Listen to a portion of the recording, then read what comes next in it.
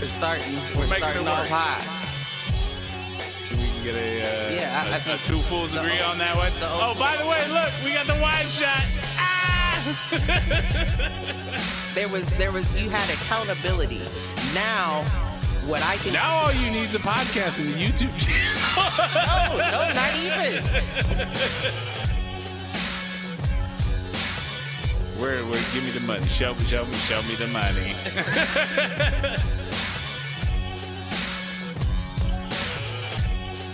Apparently there's a Foolproof page.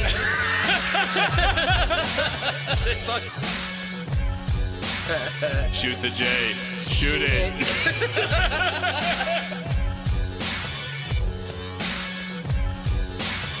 Live on Facebook.com/Foolproof Entertainment Network. I need you on Twitter. I need you to repost the Facebook pages.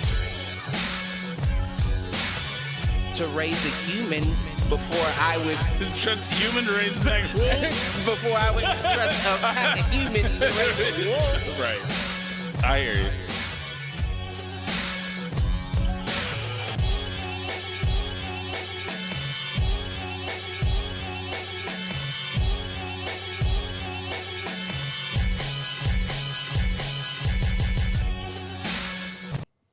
Yo, what up, fools? Welcome to another edition of Do Fools Agree. As always, I'm your host, Michael Reggie, here with my main man, Clifford Jordan Jennings, who decided to show up this week.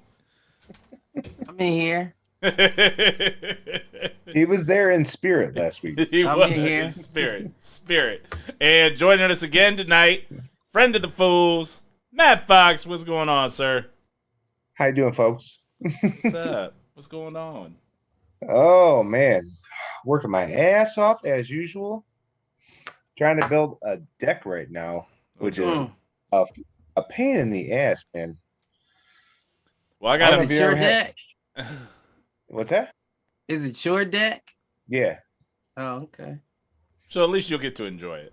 Right. Oh, yeah. No, Versus- you don't want to build somebody else's deck. No. The last two times I built a deck, it was for someone else. So there you go. No. I'm reluctant to ask for help on it just because it's like, who would want to do that? Unless you get like a free pass to come over all the time. Right. And just No doubt. No, it's. Hey, wink, nudge, Mike. I will tell you, I'm paying somebody else to tear out a tree and put up a fence in my backyard. So, Listen. not I, said the clown. I'm getting to that age where this is probably the last big project I'm gonna have the energy to do. You So I figure know, out- it's funny you say that. Meanwhile, our folks are fucking doing something huge out in Anderson Island like every week. It seems like. Right? Oh no, we're building a garage. What? You're building a garage? You're doing an entire fucking driveway of patio pavers? What the fuck are you doing? You understand? Your mom married a psycho, or not married, but is dating a psycho. Is with a psycho. Well, good news is, guess what? That works both ways. Right. Only sick, twisted people run as much as they do. She's the one that fell backwards off the second story fucking loft. That's true. Fell off the loft and then got back, like, was trying to do shit again, is what I heard. Right, so. dude. She's you were there for it. Why didn't you catch her, Matt? I was not there for it. I just heard about it. You heard about it. He's not loyal. That was like 3 weeks after I was there. And Gotcha. So I had been standing on that platform, so I know how far it was. And I was like, damn. She went backwards off of that. Oh, yeah, she was fucked up. Battered and bruised. And then running marathons like 2 weeks later. So, you know. No. My favorite Rita story is the when the EMS guys were like trying to life flight her off the island, and she was like, how much that cost? That's the first question. She's like, 10 grand. Like, nah, I'm good. I'll drive myself. Fuck that. That hurt. This is the same one that fought off a carjacker in front of fucking Children's Hospital, so. Salud, Rita. You know. Love you, Mom. She don't play. She don't play. That's I don't think she ever did recess. she's more of a hard ass than I am. That's for sure. My other favorite story is our house was broken into when I was 8 or 9, something like that, and they stole my bike. And my mom chased down a kid on a bike with a baseball bat in hand. I have no doubt. She probably caught him too. Oh, she did. She did. And the cops pulled up right as she caught them. And she was like, "No, this little bastard stole my son's bike." Little did she know that was just a diversion. And the real hit came when you left the house. Oh no, the rest of us were still there. My mom took off on her own. So, yes. Rita don't play. Cheers to the REITs. Here. Oh. Here. Cliff, how's your week been, sir?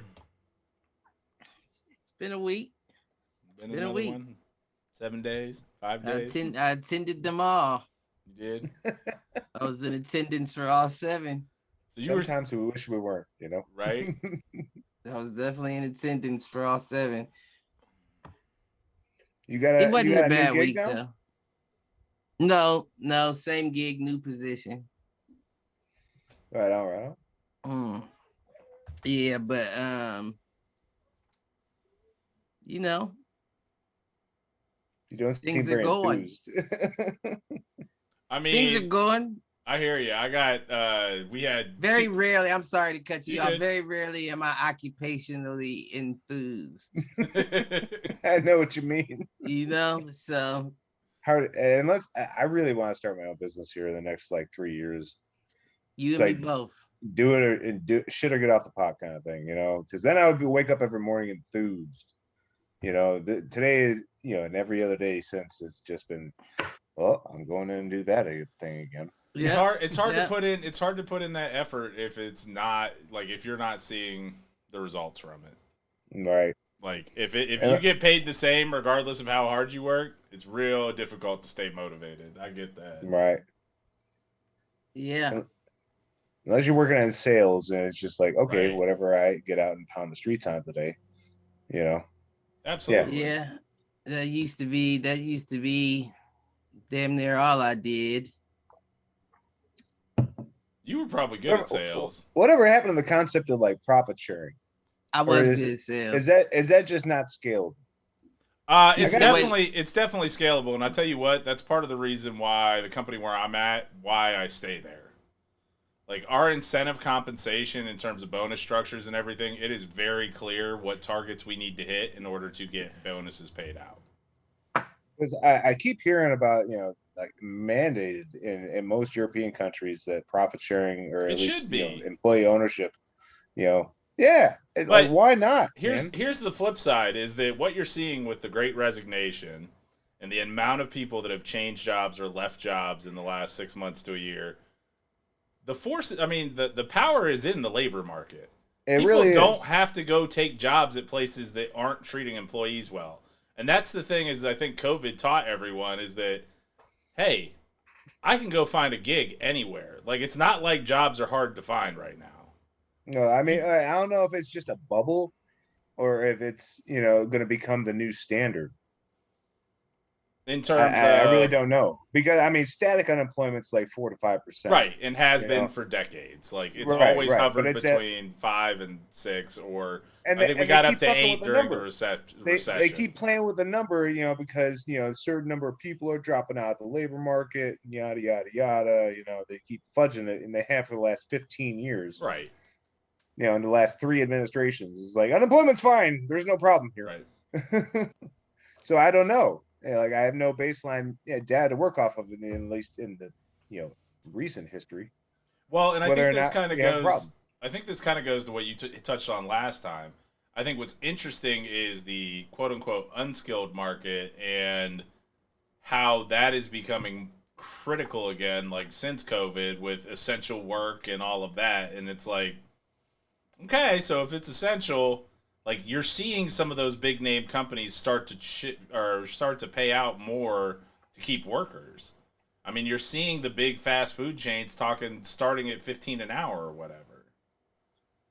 Like, okay, that's I a hardly move in the consider right that direction. essential work. I mean, I'm looking at, in terms of, straight, construction, labor, trades. Yeah. Like those people have been just dropping out of the market. Well, but no. If I could interject for a moment, when we live in a fat ass country, McDonald's tends to be essential. You'll see people up in arms over a McDonald's being closed before you'll ever see them up in arms over a Lowe's. That's right. True. Well, but I also think that what you're starting to see is, and you see it in terms of right now, it's a little bit of both the labor and material side, because I will tell you, paying to have this tree taken down as well as paying to have a fence put up is going to cost me probably double what it would have 10 years ago. Right. No, I mean, that's crazy. That's why I'm building my own deck right now. Right. I get it. I hired somebody else to do it right now. It cost me double what it would 3 years ago. Absolutely. So, but that's the flip already side. Cost me double in the materials. Right. But that's the flip side, is that this becomes a supply and demand game again. Is that as the demand goes up and the supply stays low, people in those fields are going to make more money, which is going to do what? It's going to drive people back into those fields.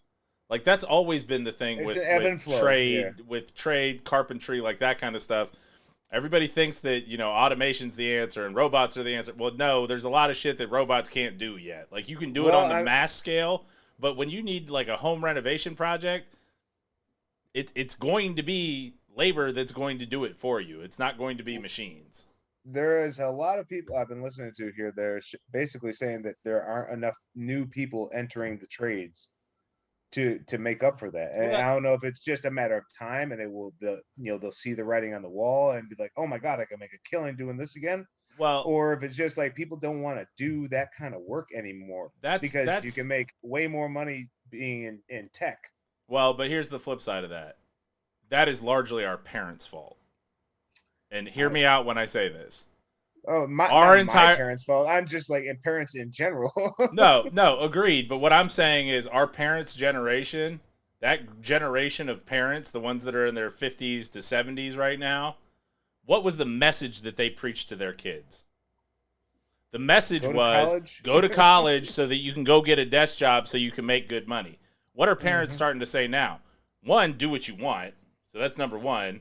Number two is still make money, but you can make money doing a lot of different things right now. And that includes trade schools. You really want to go and spend $100,000 in debt before you even have a job? Right. You just said that. That's what you just said. That whole thing, it's like I am very proud and happy that I went and got my secondary education, but at the same time, I don't know if what you are paying for is what I got anymore. No, it's not.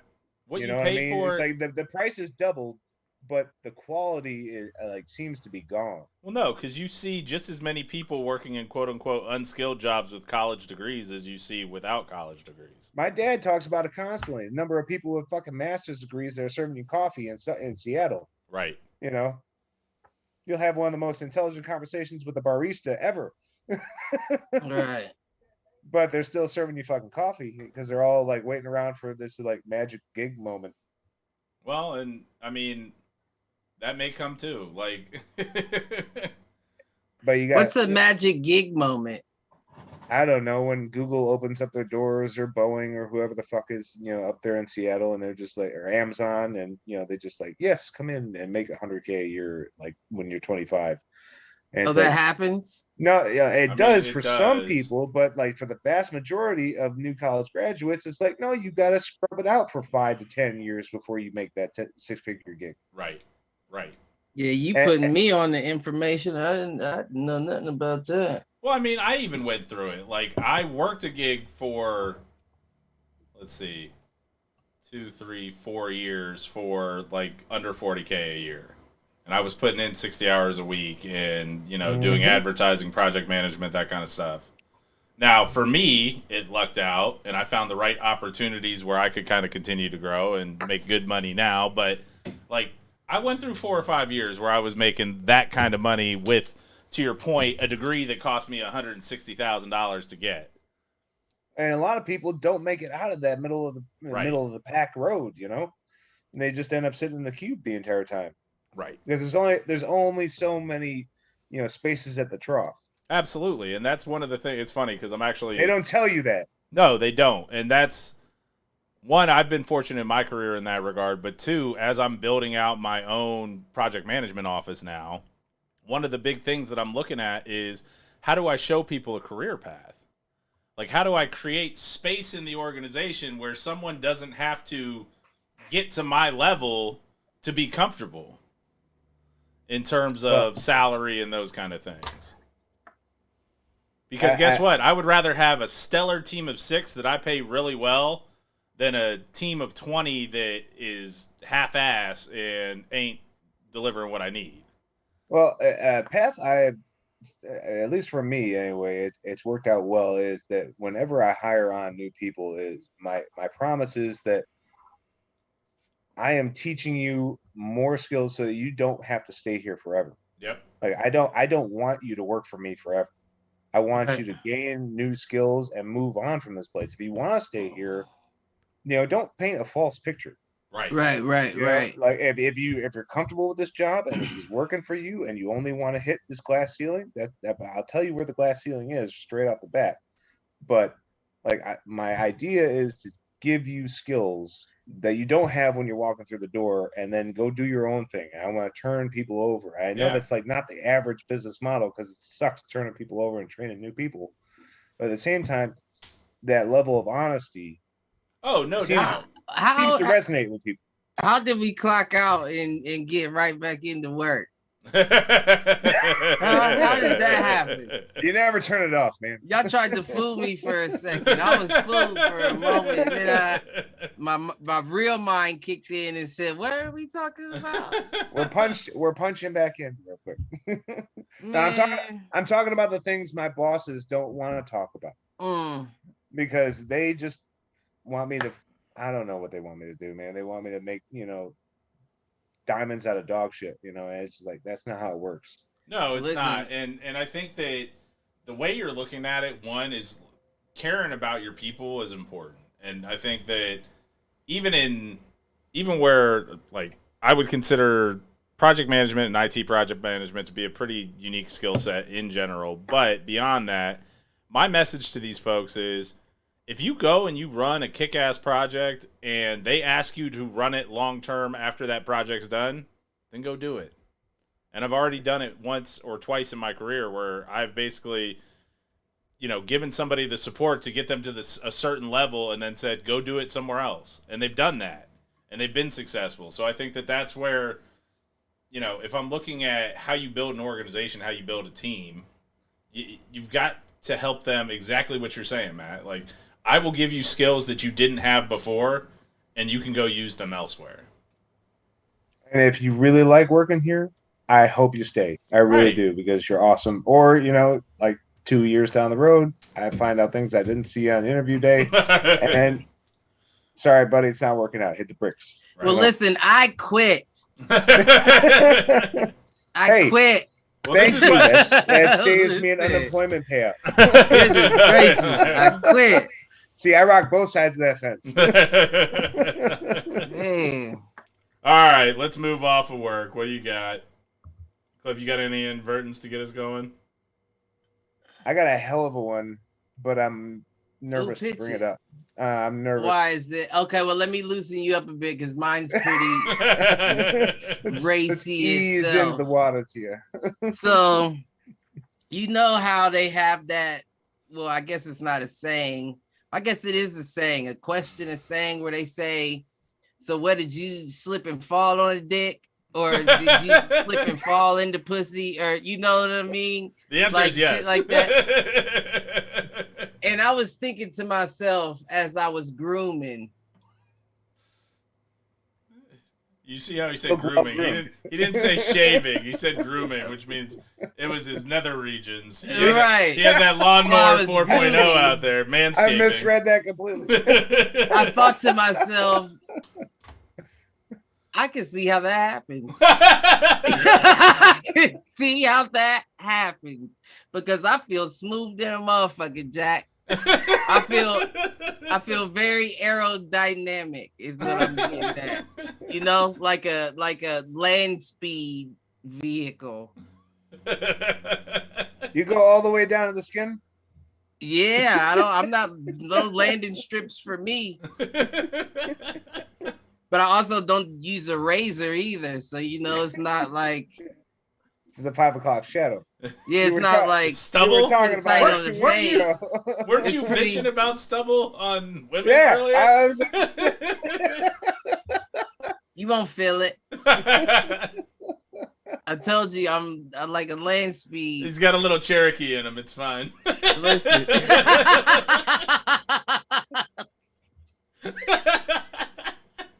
You stupid. Well, listen, you ain't lying. Oh, shit. Yeah, that was my advert. So when somebody is trying to be smarter and they ask, did you slip and fall in it? Maybe. Was I groomed? Was it waxed? What are the circumstances? Because that's pretty plausible now that I think about it. Begs the question, were they walking on your junk? You don't know the circumstances. That's what I'm saying. I don't know. They just show up here and they're naked in my bed. I don't know. More questions need to be asked is all I'm getting at. Going back to as that same podcast, is that a common thing where people are like tossing their sheets now? What do you mean, like just flopping the sheets? Yeah, like what's that I mean? had no idea. I mean, so like two weeks ago. So what I will say is, I put a clean set of sheets on between every encounter. No, between. Now, do I swap them like when she runs to the bathroom afterwards? Not usually, unless it's crazy. Like, now there have been a couple where it's crazy, and I'm like, nah, I'm not laying in this all over the bed. I'm not doing it. There are those circumstances, but so what are we saying? Like throw them away, or are we saying... just throw them in the laundry and put new sheets on? Yeah. Oh, okay. Yeah, no, yeah, that has to take place. Never in my life have I like after sex just stopped and be like, okay, we got to change the sheets. I mean, like I said, it's not every time, and if we're going for a round 2, I'm probably not changing the sheets yet. Like I'm not going through 3 pairs of sheets in a night, but. There are those that, I mean, the politically correct term is gushers, that sometimes you do need to change the sheets afterwards because nobody wants to lay in wetness. To be fair, I've never been with anybody like that. So there you go. There you go. They're all different, Matt. They're all different. I have heard of these.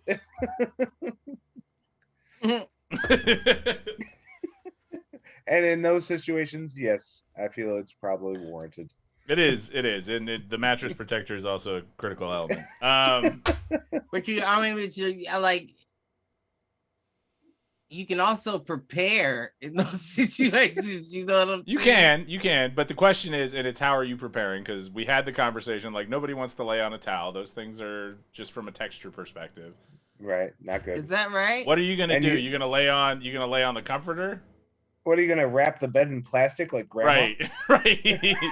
Well, it depends because. Well, no. No. It depends because. Like the diapers depends. All I'm saying is right. All I'm saying is I was waiting on it.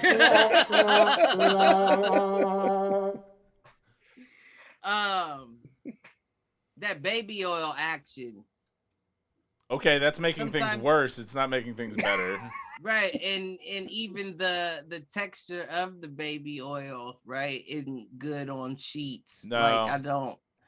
So what I'm getting at is, are you gonna lay a tarp sheets down? Okay. Have before. Yeah, no, I hear you on that. If you're getting into that, if you're getting into oils and those kind of things, maybe. But again, that's a texture thing and it's a preference thing. Not everybody likes being on that plastic and getting that like sticky feeling. You know what I mean? I'd rather be on a plastic. Right, exactly. I'd rather be on the plastic with that than a sheet sticking to me while I'm oiled up. Like, you know what I'm saying? Like that. I don't feel like sheets stick as much. Worse. Well, I don't know. Because now it's lint and all kinds of whatever on this sheet. Oh, see, I got these like 6,000 count sheets. I'm not worried about that kind of shit. Shit, Alibaba. Not all of us are rolling like which that. Which ones are on sale? Got a promotion and flew to Dubai. My sheets come from Target, man. You know what I'm saying? I was about to say. We Amazon Essentials around here. Hey, Amazon Essentials does have a 3,000 count sheet. I know, because that's what I have. but not six. Not a six. Right. Now, I don't know if I have your membership. That's all I'm getting at. That's that silky shit. No, I can't. I'm saying though, like I know when it's a stiff sheet. Yeah. You know, when you got that, now that's like a tart. Damn near. Now I could probably pull it off with that. Yeah. Right. But if it's a good sheet, I don't want it. Now that's the texture I don't want on me. I hear you. Well, and I think it comes down to like how much are they, again, it's a volume thing. Are we going all the way to the mattress protector with how wet it is or not? Again, everyone's different. Hey, you're the one that took us here, I think. I wasn't. Oh, it was Matt. No, that's my bad. I wasn't. You know, I mean, I think we need a female perspective to continue. That's probably true. That's probably the best. Maybe we should get this one. All right. No. What? Yeah, cut it. All right, Matt. Did that loosen you up enough for your inadvertent thought? No, because this one. Still no. Okay, I'm wondering where this is going. It's a question of how many people are actually watching this. I mean, right now nobody. We've got no live viewers, so you know. No live viewers, so you can edit this out later. I can edit it out later. I won't because I'm lazy, but I'll tell you I will. Oh God. So this crossed my mind. This is like the epitome of an inadvertent thought. Okay. Right. I was watching Neil deGrasse Tyson in the Cosmos series. All right. And he's talking about evolution. Have you ever seen it? I mean, I've seen like episodes of the Cosmos series, but I don't remember seeing the new one with Neil deGrasse Tyson doing it instead of Carl Sagan. Yeah. What is this? A TV show? Yeah. They was it Nat What's Geo it on? That did it. Disney Plus does it now. Okay. All right. I need to look at Disney Plus. Oh, dude, Cosmos series with Neil deGrasse is the fucking shit. Cliff's been talking about looking at Disney Plus for 2 years now, so I have. I'm not gonna lie. Just pay $12 a month, man. It's totally worth it. You know you want to watch Moana. I am Moana. Yeah. Anywho. Yeah, I don't know. But yeah, continue. Now they have other shit on there besides that. I know. Like there are Star Wars things, and Marvel, you know. Like there are some things on there I want to see. I'm not gonna lie about that, but anywho. Yeah, any hoosers. Anywho, going back to the point here. All right, so this might be the torpedo of, at least I don't think it should be a torpedo, given that the nature of my question is a question of pure questioning. Right. It has no judgment on anybody. Right. And I'm gonna put out about 15,000 caveats before I get to my point. Because shit, he about to get us in trouble. I'm just saying what's going on. Because you already know how I do. You say something and then I get deep into it. Go ahead. No, so he was talking about natural selection. So I mean, this is what triggered this all. He was talking about natural selection with dogs. I don't know if you saw the episode, but anyway, he's talking about how human beings bred dogs, because they have certain traits and it's natural selection and yada yada yada. The entire concept of it was that all species naturally evolve through natural selection, to promote traits that will help breed them more and help their survival. Right. Everything basically breaks down to how does this trait help me breed to survive? Right. That's the whole concept. Right. I see a whole lot of motherfuckers that shouldn't be breeding, but continue. Yes. Now that is totally, your comment there is totally unrelated to what I'm about to say. Right. Just another caveat thrown in there. Now, when it comes to, I listened to a podcast the same day after watching that. That was about homosexuality and transgenderism, and it just all of a sudden struck me like a silver bullet. How is it with that concept, that whole evolutionary concept of the traits that help you perpetuate yourself? How does that translate to homosexuality? Because that seems like in its nature, because I mean, homosexuality is something you're born with. And it's not something that is, culturally it may be. I mean, I think in certain circumstances, yeah. Right. But for by and large, you're born this way. How is that genetic trait help evolution of human beings as a species?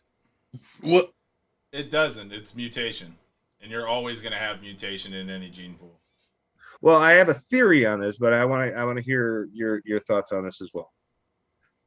What are you thinking? But Cliff? Just mutation is your take. I think that's kind of number one. I think the other side of it is that I'm with you in that it doesn't help. It doesn't help perpetuate the species. So that's where, like, agreed that it's, and I don't want to go unnatural, meaning that it's like should be shunned or anything, but right. It's to the point, that does not continue the species. Right. I mean, that is where this duality of conflicting concepts like just hit me. And I was like, wow. Okay, I'm following your inadvert. I follow your inadvert now. I mean, I was following before, but now I get your inadvert. Like, yeah, it's like now that hit me. I was like, how is this possible? How can I reconcile this polar opposite of what is one scientific precept versus another scientific precept that we both believe are true? So I think it also comes down to, go ahead. I think we might be saying the same thing. Well, I don't know. I don't think we might be saying the same thing, but I mean, I think that comes down to the fact that no, I'm sorry. I was just about to say, and I'll follow my words, although I'm pulling them back and all that, because I was thinking like that was going back to the fact that the concept may be wrong.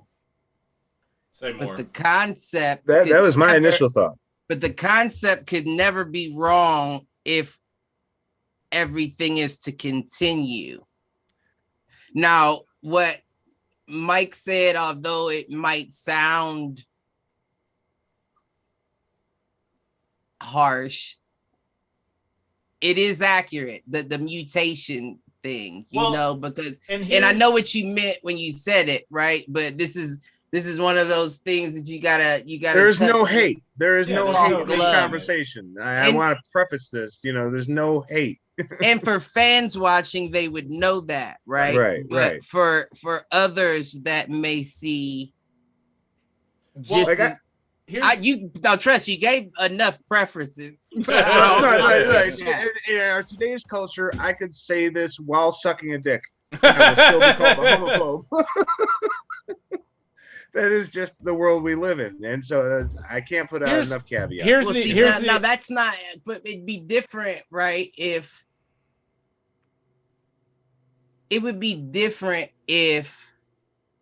How would it be different, Mike? So what I'm kind of leaning into right now is that while that particular aspect of it obviously doesn't propagate the species, you could still see qualities in that human being that you believe are worth propagating. You're getting down a rabbit hole that I initially was coming to. Then that ends up being like now it ends up being counterintuitive, like an appropriation, like right? Because you're actually taking them out of the gene pool in most cases if they are also homosexual, right? Like that's not to say that homosexual couples don't find ways in terms of surrogates and those kind of things. But that's modern. But that's true, modern. I true. mean, you got to think about like the entire history, like 500,000 plus years of human evolution that, according to the scientific precept of, natural selection. But so you're looking at it from a genetic level, though. If you're looking at it from a societal level, right, even homosexuality, those bonds, that strength, it still strengthens the tribe, even if you go back to pre-civilization. Right. So it would still, like, having that connection, that feeling, still increases the health of the tribe because you're more likely to fight for someone that you love than someone that you don't love. Right. And I agree with that as well. But I thought that the whole thought originated from a genetic level. Because from a societal level, that's where I'm saying, like, there's micro versus macro. I'm just thinking, like, from a societal level,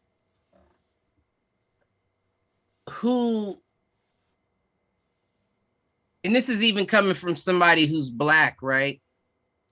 Like, I know that you have people that are trying to continue a thing, trying to hold on to a thing. That's why certain races parents say, I want you to marry of this race, to continue what you have going on. But societally, that's not at all what you see.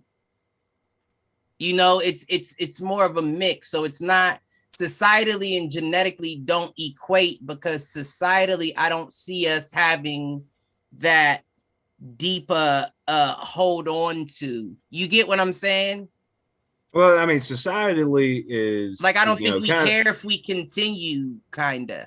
Well, it's all relative, in my opinion. When we do, but in my novice opinion. Well, I try to look at things in the aggregate, and when I look at 500,000 years plus of human beings in our current form or close to it, and maybe even another 500,000 years before that, and some other, more, chimpanzee type form, primitive, right? I mean, it's like you don't just breed that out over 5,000 years of recorded history from like now till like when they built the pyramids. It's always, that's something that's always been there. Right. I mean, these things take a long time. Evolution takes thousands and thousands of years. And that's where my head keeps wrapping around on this thing. Is that trait, and to your point, Mike, is this built in as a means of, are we all just kind of like, non-binary? I mean, to some extent, that's where I go from, again, biological versus societal. And either way, you're still propagating the long-term health of the species. Like, even if you wanted to go, kind of in there. I mean, you look back at Roman times, like the bathhouses were a place for gay sex all the time. And that was 2,000 years ago. And before that, I'm sure it was rampant as well. It's like this trait has been with us for a long time. Right. Yeah. And I think it's ubiquitous within our genetics, and I just wonder about what the reasoning is. From like if you look at it from that purely evolutionary, what helps my species prevail, what is the reason?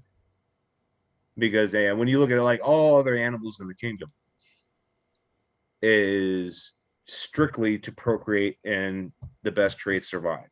Well, there are just as many examples of other species and homosexual activity, though. So that's where, like, to your point it being built in, let's face it, it's societal pressures that really forced us away from that. And it is and that's not to say, like, that's interesting. At a purely biological level, we want to fuck because it feels good. Right? I don't care what the hole is. Put it in there. Right. I mean, to some extent, yeah. And so it wasn't until, say, the Roman Catholic Church came along and said that homosexuality was bad, or until Christianity came along and said that homosexuality was bad. Because they wanted all the boys to themselves. Exactly. But it is those external societal pressures which turn that into a negative. To your point, human history up until that point, it was just kind of like, yeah, it's a thing. I don't know. I really don't know. And who was telling a Spartan to stop fucking the dude? Right. Well, that's my point. Who was walking up to that dude and saying, "Hey, bro, you're gay"? He's like, "What?" This is where unsheath my sword. This is where my premise of the podcast comes in, is like actually doing the research to be able to pull out that. Well, actually, in 2500 BC, this society actually promoted homosexuality because of yada yada yada. Where you actually do the legwork, and figure these things out. I don't have the answer, beyond like Roman times where it was like socially kind of acceptable, but that was pre-Christianity. The fact that you brought that up, though, I will tell you, and I don't mean to take this into a production conversation, but the fact that you brought that up to like describe what you were talking about before podcast that vividly, I will say that that's something that you can't do in real time. Right. No, you can't. Because me coming from doing a sports podcast, like having to keep up with real-time information, you can't do what you're describing that way. What you would have to do is come up with how many episodes you wanted to do in this amount of time. And I don't even know if you could put a number on it. It's just like I got to come up with the topic and however many episodes it takes. Well, see, that's the thing. That's what I'm saying. Like our seasons are per week because we're not. Listen, even if we were digging into a topic, that week's time is enough for fools to dig into a topic. Right. But if you were digging if we were doing this topic, as like a full-time, to my point is, my whole thing is cut it in half, right? We're not even cut it into a quarter, because the lower you cut it, the better quality an episode will be. So instead of you trying to hit 52 episodes a year, then what you do is end up trying to do a 20 episode season. 24, right. And then take time off to prepare and talk about what you're going to do next season. Or not even that much. I mean, either one of you listen to Dan Carlin, like one of my favorite podcasters of all time. I don't know who that is. What's his podcast? He does this one called Hardcore History. It was one of the best podcasts. I've seen that before. Dude, I might have seen that in my scroll. Check that one out, man. Because I do listen to shit like that. There's a reason it's at the top of the list, man. It's one of the best podcasts out there. And dude, like Hardcore History, he only puts out like 1 or 2 of these a year, because he spends like 6 months researching these things before he fucking puts out like a 3 or 4 hour episode. Right. And that's what I was getting at. That's the only way what you're describing, not to cut you off, is gonna work. Yeah. No, I mean, I really like that format. I really do, and I'm willing to wait, because the information I get out of those is so, at least I feel, substantial. That intrigues me, right? Because I want to know a motherfucker did they homework. Right. Now, I feel like this, what we do, and even when we throw out topics, it's opinionated. But Mike's even seen when we even do the certain topics, I'll fall down my rabbit hole. Yeah. I'll have some real notes, like I looked into this and this is what I found. I like this forum because I don't have the time to really do what Dan Carlin does. Right. I don't have the time in 2 different areas. Yeah, this is shooting the shit, man. And I like that. I like the idea of broaching random topics, and let's just, see what we can figure out in an hour. Right. Give our opinion on them, and at the very least, make a motherfucker laugh or upset. But either way, these are active emotions. And if you got upset about what we talked about, that was because you were supposed to get upset today just to fire those neurons in your brain. Well, that's the point. You're welcome. That's the point. Is to broach the conversation. Let's have the conversation. Let's just not talk about it. Right. But at the same time, what I will say is that inadvert that you threw out, I think is a perfect episode, because that's not anything that I don't even feel like you could gather. Well, anything we at least could gather thought around. They could do a whole Nat Geo, documentary on that, man. You would have to have and still not get there. You have to have a panel on that. I would try to have like somebody who was trans, somebody who was gay, and all that. It's not like it's anything, because really there's nothing personally that they can answer for you, right? But to come to the conclusion, you have to have somebody there that is closer to as well. You know what I mean? Yeah. Because that is a good question. Like, just down to, because what you did was you stripped it down to just brass tacks. I want to know, right? Because when it comes to carrying on a species, even like with the trans movement, like how they're saying that men can now have kids when they have the operations, you know what I'm saying? Like the man that turned to a woman can now have birth a child type shit, like. Oh no, that's gonna open up a whole nother set of issues. Because now women are gonna be like, well, I guess you're carrying this one, motherfucker. But I didn't even know that was the thing. Can they do that now? Yeah, I think they've had they've had successful. They can put a womb into a man. Listen, not like where he's birthing it out his dick or nothing. I'm saying no, like but you can carry and Junior is my baby. Surgery and organs, I'm sure there's doctors that are good enough to stitch some shit together to be like, yeah, you do have a working uterus and all that. So if we do put a baby in here, you're good to go. Trust me. I lined your box up real nice. It's gonna slide right out of there. This is Junior. Right. It's my baby. You are dumb as shit, man. You're dumb. They did this back in the 90s. It didn't work. Arnold had the baby. But it's been 25 years. Right. Things could change. It was science fiction back then. Now it's science fact. Right. Listen. And again, to my point of how fast we're moving these days. Right. Yeah, I find just the pace of change. I don't know if the pace of change is sustainable. I mean, it is though, because we've seen this continued increase pace of change for a long time. And how long? It's the rate, but it's since the industrial age, since the 1800s. We've seen 150 years. Okay, like to your point, that's fair. They ain't shit. But even before that, like, even getting into ship travel and sailing, I gotta throw it out there. Like, this is a Dan Carlin point. The fastest way of travel across land since the beginning of written human history was walking. Like horses. And then that ended right around 1900. Yep. I mean, slightly before that, trains. Slightly. But the flip side of that is that you didn't. And you went from that to like flying to the fucking moon. But you also didn't have enough people on the planet or a need in terms of that intercommunication. Like, it was the growth of society which dictated the need. So up until that point, you're right.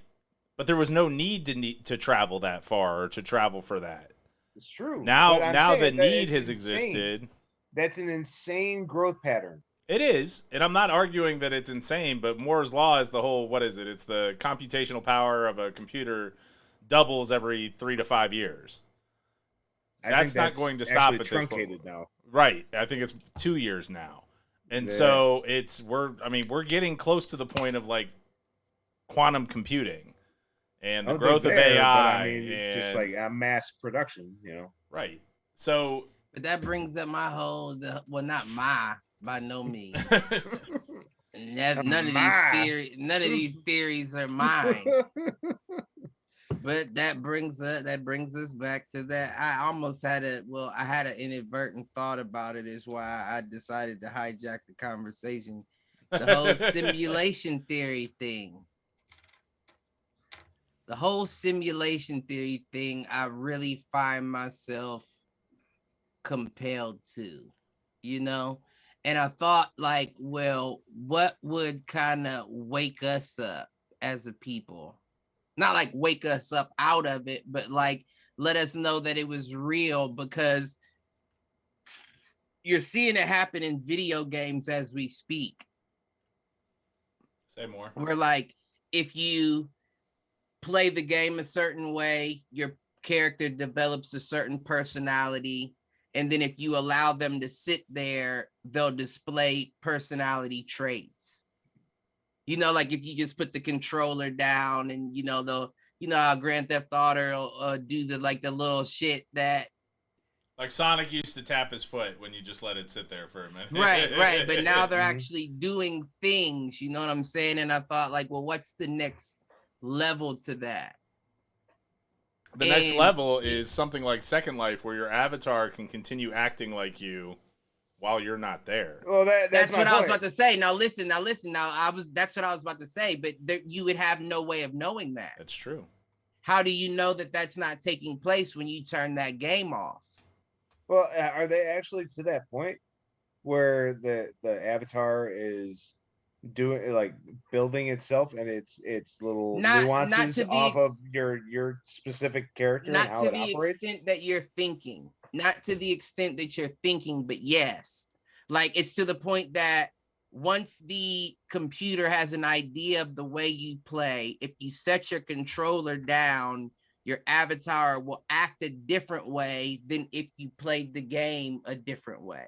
Because I listened to a guy, Lex Friedman. He's all about the AI, and he's trying to, understand how they're building the general artificial intelligence. It's right. Like the next phase to what Elon Musk and all the fucking brilliant minds are thinking about is how is AI going to interface with us and what's it going to do? Because we're knocking on the door. So you are correct. So, but Cliff, even going back to the episode we did on the next 300,000 years and what AI becomes and all of that, they talk about that in there, where the AI basically creates the human avatar, and people don't know that that's an AI avatar. That the AI has actually created this person that has a full set of personality, shows a mixed range of emotions, but it's artificially generated. Right. But I guess to round my thought out, because like I said, you don't know that the game's not continued when you turn it off. It's almost like a work day. Dude, you saw Free Guy, didn't you? No, I don't know. I never saw Free Guy, Ready Player One, anything like that. But I just imagine it as a work day. The work day is while I'm controlling the sticks. That's why I'm a cog in the machine and I'm typing at my keyboard. Free Guy, you're ahead of the game because that's the exact premise of that movie. It is, but Free Guy's an NPC. Ryan Reynolds is an NPC in that movie, so he's a non-player character. Yeah, so but that's like so it's combination that's like too.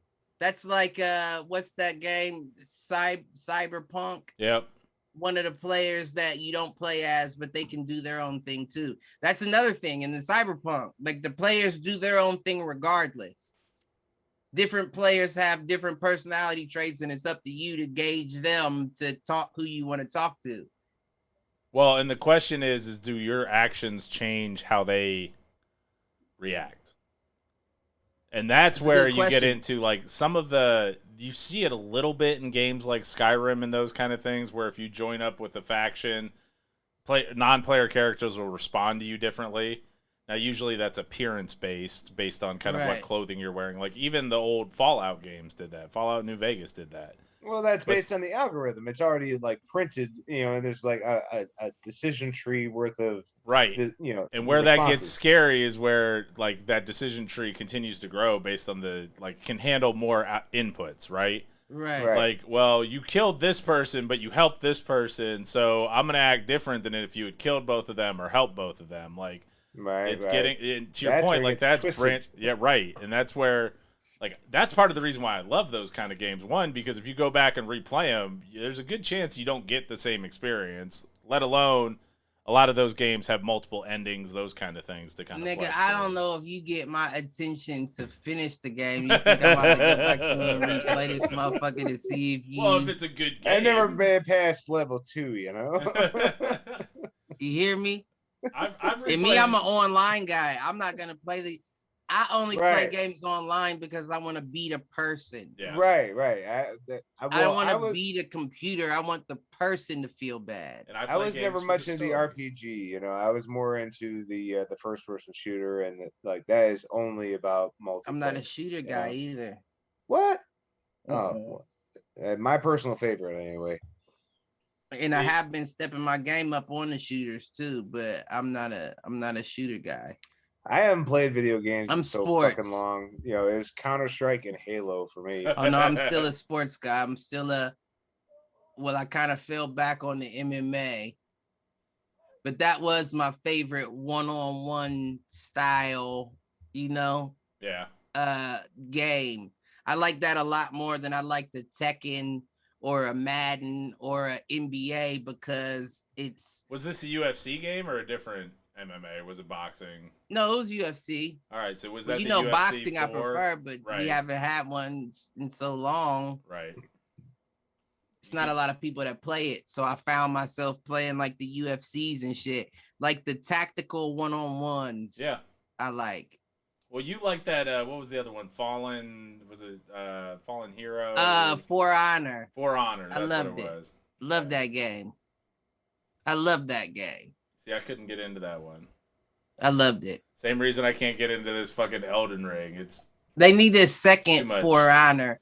And the only reason why I say that is because it was geniusly made, like Call of Duty, but you only have swords type shit. And then the controls it was skill based. Yeah. I mean, I played it with you. I remember. I wasn't good at it, but I remember. I liked it. I love that game. I like shit like that.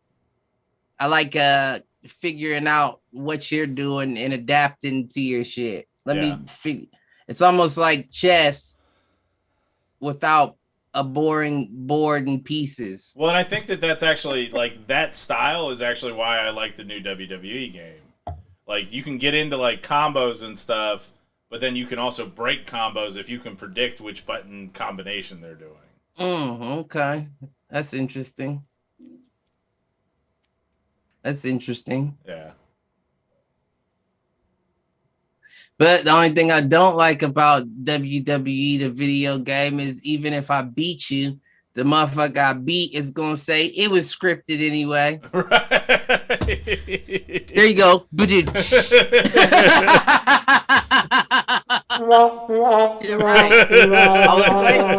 I was waiting on it. Oh, goodness. All right. What else we got? Or where were we? We kind of went on a video game sports tangent there. I don't know. Went down the rabbit hole somewhere along the line. We're all in the Matrix. That's where we were. The simulation. And if you want to take it beyond simulation, we've already had this conversation. He said, ooh. What do you mean, like actually, or do you mean like 1,000 times over and different? No, 1,000,000 times over, an infinity times over. I mean, right. That's where that shit like totally fries my brain. Is the idea of infinity? I hear you. Beyond me, man. That shit fucking fricassees my brain. If I could visualize it, I would be scared of it.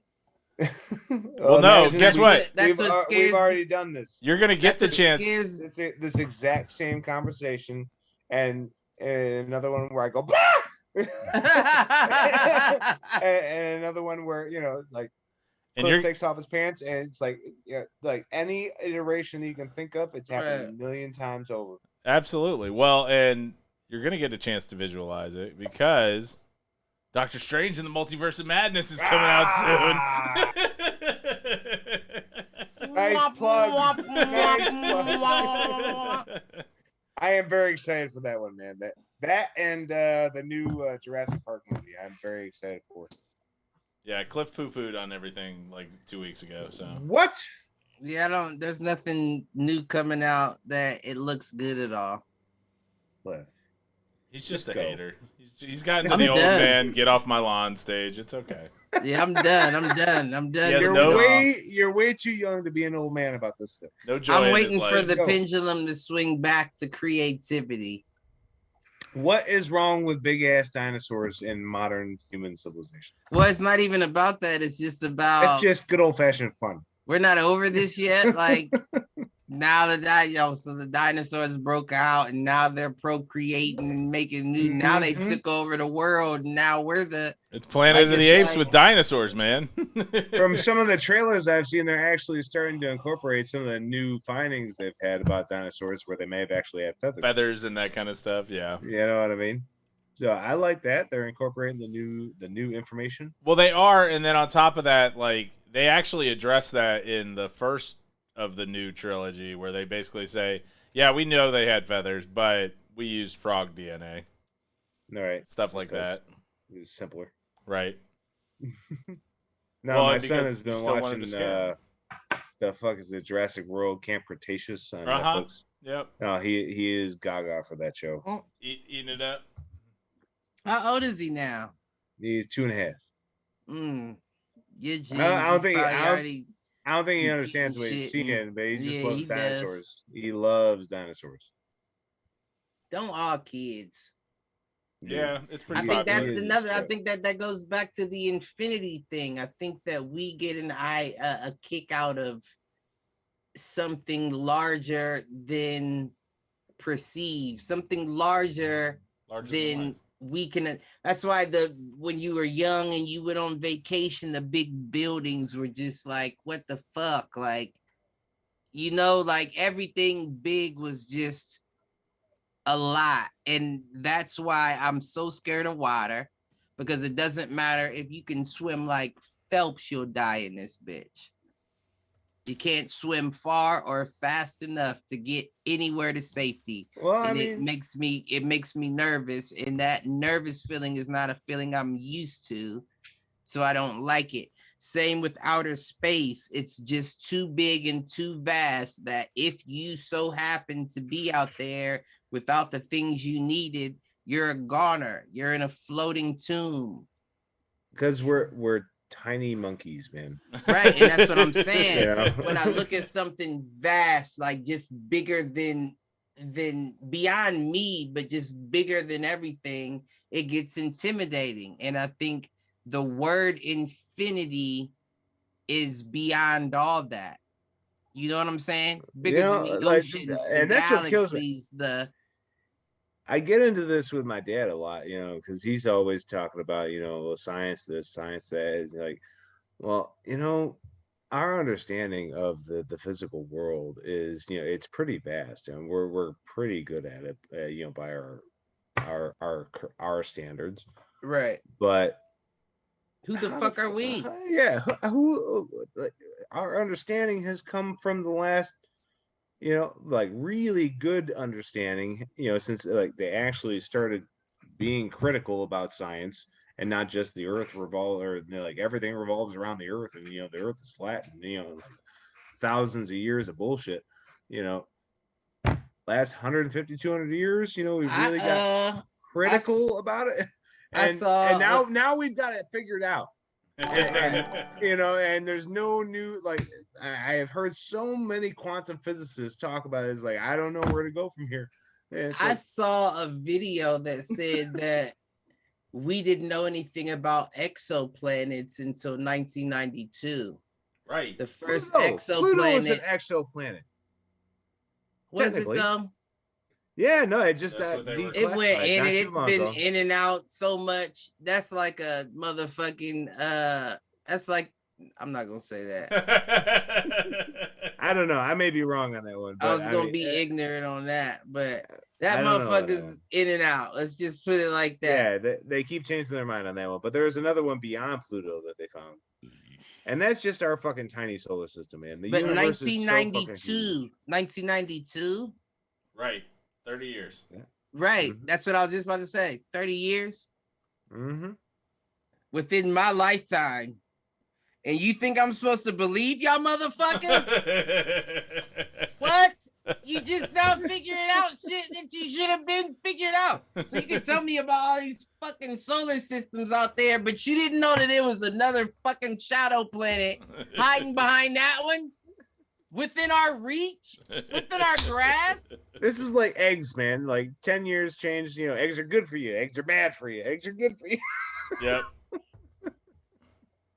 They can't make up their minds. Yeah, I don't trust my. But hey, believe the priests. Them is the last motherfuckers I believe. No. Scientists are the new priests, and you should believe them, no matter what. Man, those old underage bathhouse attendees. I don't know who to turn to anymore, man. But that's the thing is that, and Cliff and I have gotten into this probably multiple times over the last couple of months, but the human arrogance of our understanding of things. Right. Because we are, to your point, infinitesimal specks in the eyes of the universe and what we know of the universe. And we're late to the party. Right. We're late to the party. 14 billion years just in late to the party. This universe, just in this universe, the one that we know. So right. we the only ones that are all those billions of years that and why we're the now? Best thing. We're the best thing that came out of all this. Sure. I'm telling you. I buy that.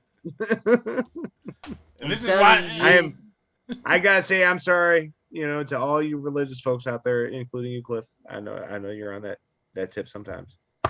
But we cannot be the best thing that came out of all this. No. But what religion? I am so disappointed that we are. What religion tells you that you are?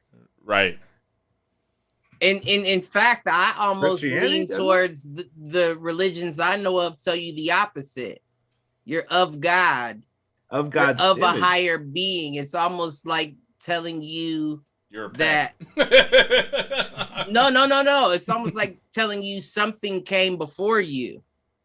You weren't the first one here. You are of something more powerful than you are. There is one piece of scripture that I really latch onto, and that's the whole concept of from everlasting and for everlasting. Is like that is the infinity concept. Right. And they were preaching that from the get. And okay, right. So I appreciate that, is that the concept of infinity has been around. Right. Yeah. Right. So we can't think we're the first. Right. Especially when we're of something more powerful than we are. That means that there was something before us. Well, and what's crazy is if you take that a step further and you look at that as, what if this isn't some all-powerful, omniscient being, and instead really is just a higher life form. Right. And we are basically an ant farm for a higher level species. That's been a question. Yeah, because we would be God if we owned the ant farm. Right. Y'all motherfuckers don't eat if I don't feed you. And your mud doesn't get wet if I don't. You know what I'm saying? It is that deep, and you don't know. That could be the case. I hope it's not. I hope it's not either, because I've had intimate conversations with whomever God may be. And I would hope that those conversations were held in higher regard than just a guy like me that was a little bigger than you. Right. I get that.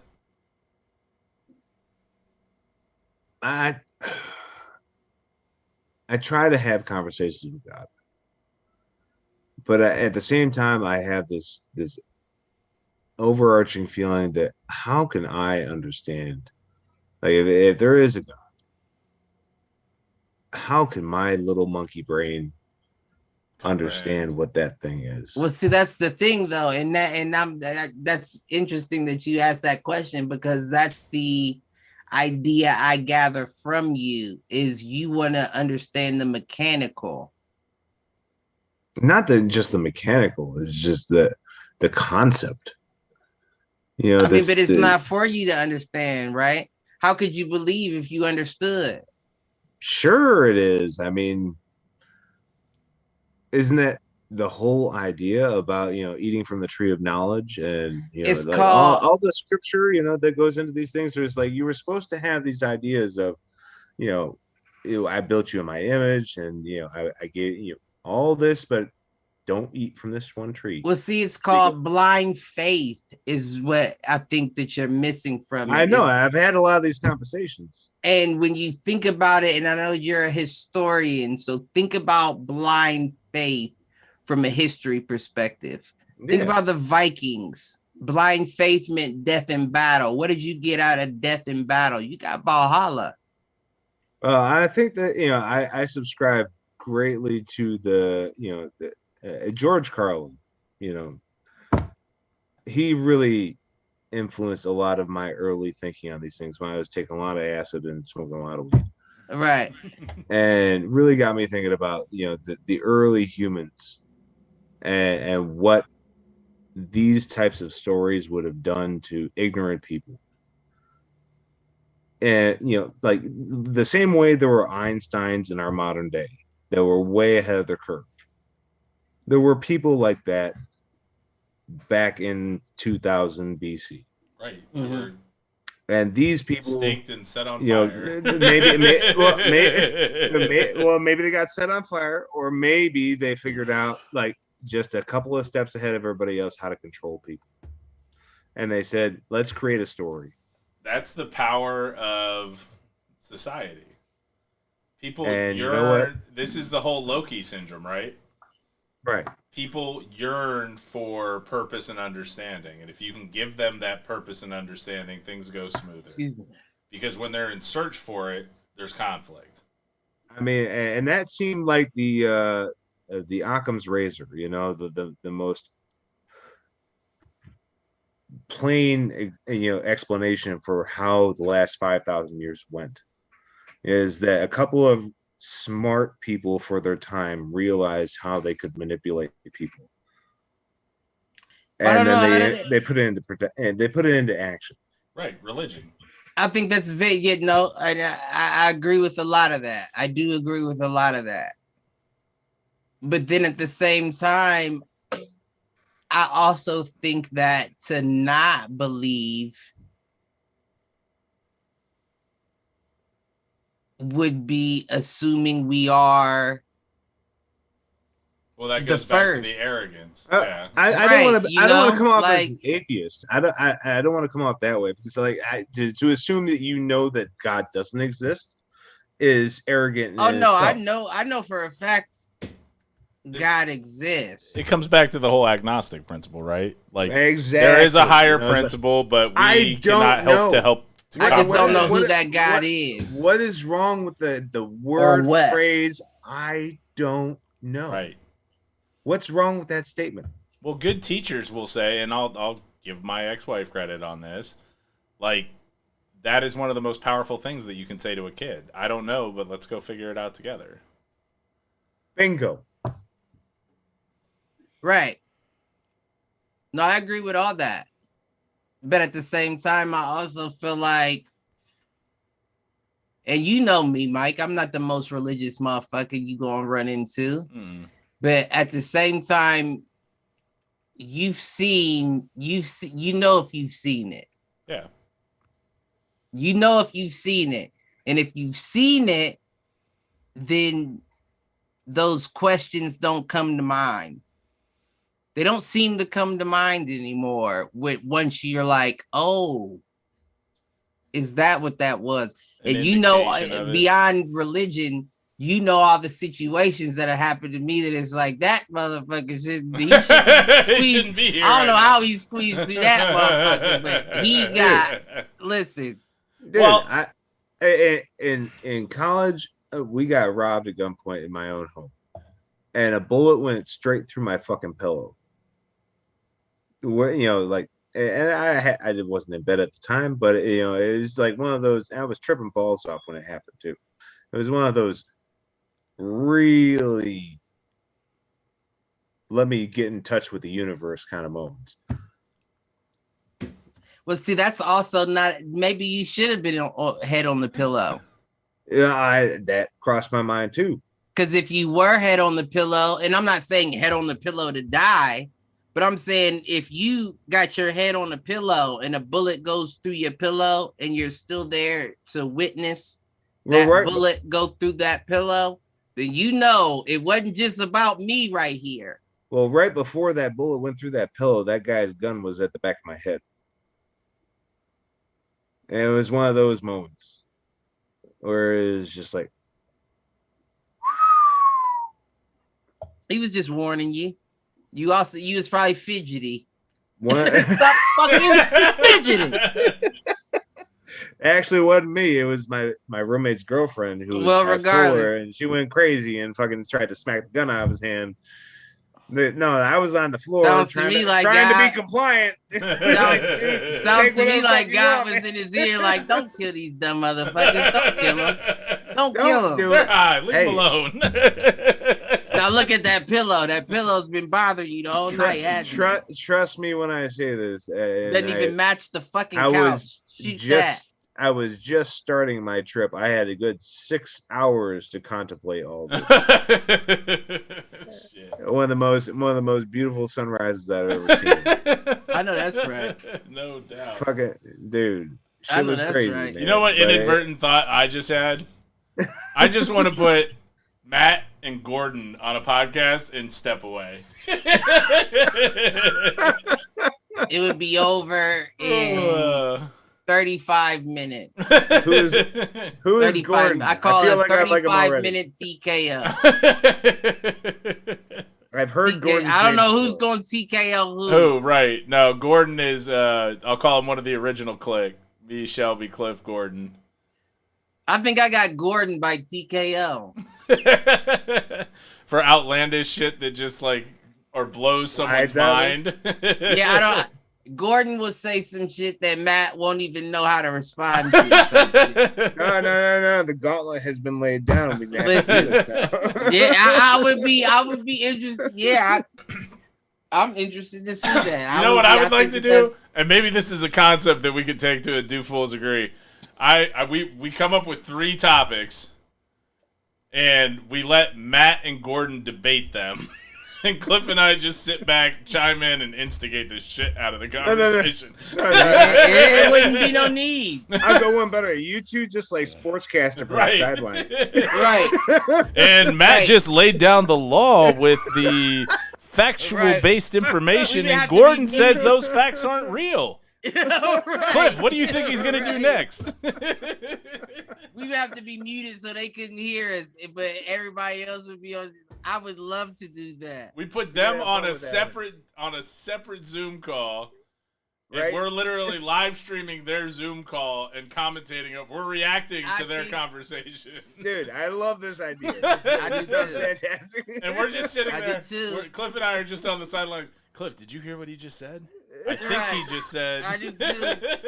I think we're on to something. This is a whole new segment. Fools commentate debates. I think we're on to something there. Because that would be, listen, I would be interested to listen to that. I'll be down. We'll have to see if we can work that out this summer. Oh, man. I don't know how that would go. I think it would be fantastic. Either that or it would be the biggest shit show ever. Or whatever. It would definitely be entertaining. Are we all just getting down at vape pens here? I know I am. Not anymore. I gave mine up about the same time I gave up the alcohol. Moment. I just can't. Like, if it's not a vape pen, it's a black and mild. I get it. Well, this is just nicotine. This is all this is. Okay. Yeah, this is all this. Listen, it's the pouches. You got the view. I got the jewel. I'm sorry. Yeah, no, I'm the view. I can fuck with the views. Well, I could find this anywhere, so that's why I went with this. My brother turned me out of this one. It helped me quit smoking. There you go. Although I've been stopped smoking, it's just I can't stop this, or I'm gonna start. No, that's my thing. It's like I have replaced smoking with this thing, and I need to slowly ratchet this thing down to nothing. and I don't know how to go that step yet. See, that's where I went to the pouches, and I've been slowly stepping down from like an 8 to a 4 to a 2. I did all that, and I stopped. I stopped the vape. I stopped all that for a year, and then I started smoking miles again. Now, see, I'll still do a mild if I'm traveling. Like if I go out to Vegas or something. If I'm out drinking, I'm having. If somebody's got an American Spirit, I'm having one. Nah. Nah. I Most I do is maybe a cigar on a vacation. I fear I will always be that behind the garage smoker. You know what I mean? But I mean, at the same time, there's nothing wrong with that, right? Yeah, there is. I really just need to not be a fucking smoker anymore. No, dumb. I get it, but there's really nothing. Dumb. There's in my mind, there's nothing wrong with that. That's a lot better than being the drinker, 2-pack a day smoker or whatever. Touche. But at the same time, if that's what gets you through your journey, not mad at you. Right. No, I mean, at the end of the day, like with a nice craft beer, a cigarette just goes so well. It really does. Like that's me. I feel like a black and mild and a coffee where that's what I miss the most. The black and mild on the way to work. I hear you. No, and that is usually how it went, right? And that's ironic that an on the way to work ritual would be what I miss the most. Yeah, that was the hardest and a black and mild. That was the hardest thing. Like cigarette and a cup of coffee in the morning on my way to work was the ritual for the last 20 years. Man. And cutting that one out, that was like step one. Yeah, that one's one of the harder ones to cut out. And I just replaced it with this thing on the way to work, and then I slowly cut out the rest of them throughout the day, and just replaced it with this thing. Yep. Well, and it'll be interesting. It'll be interesting to see what the next 10 years of data shows us about like vape pens and that kind of shit. Like I can't imagine that it'll be as harsh as cigarettes, but I'm sure it's not like without its own side effects. Yeah. Right. I know I'm subject to the experiment. Yeah. Don't really give a fuck.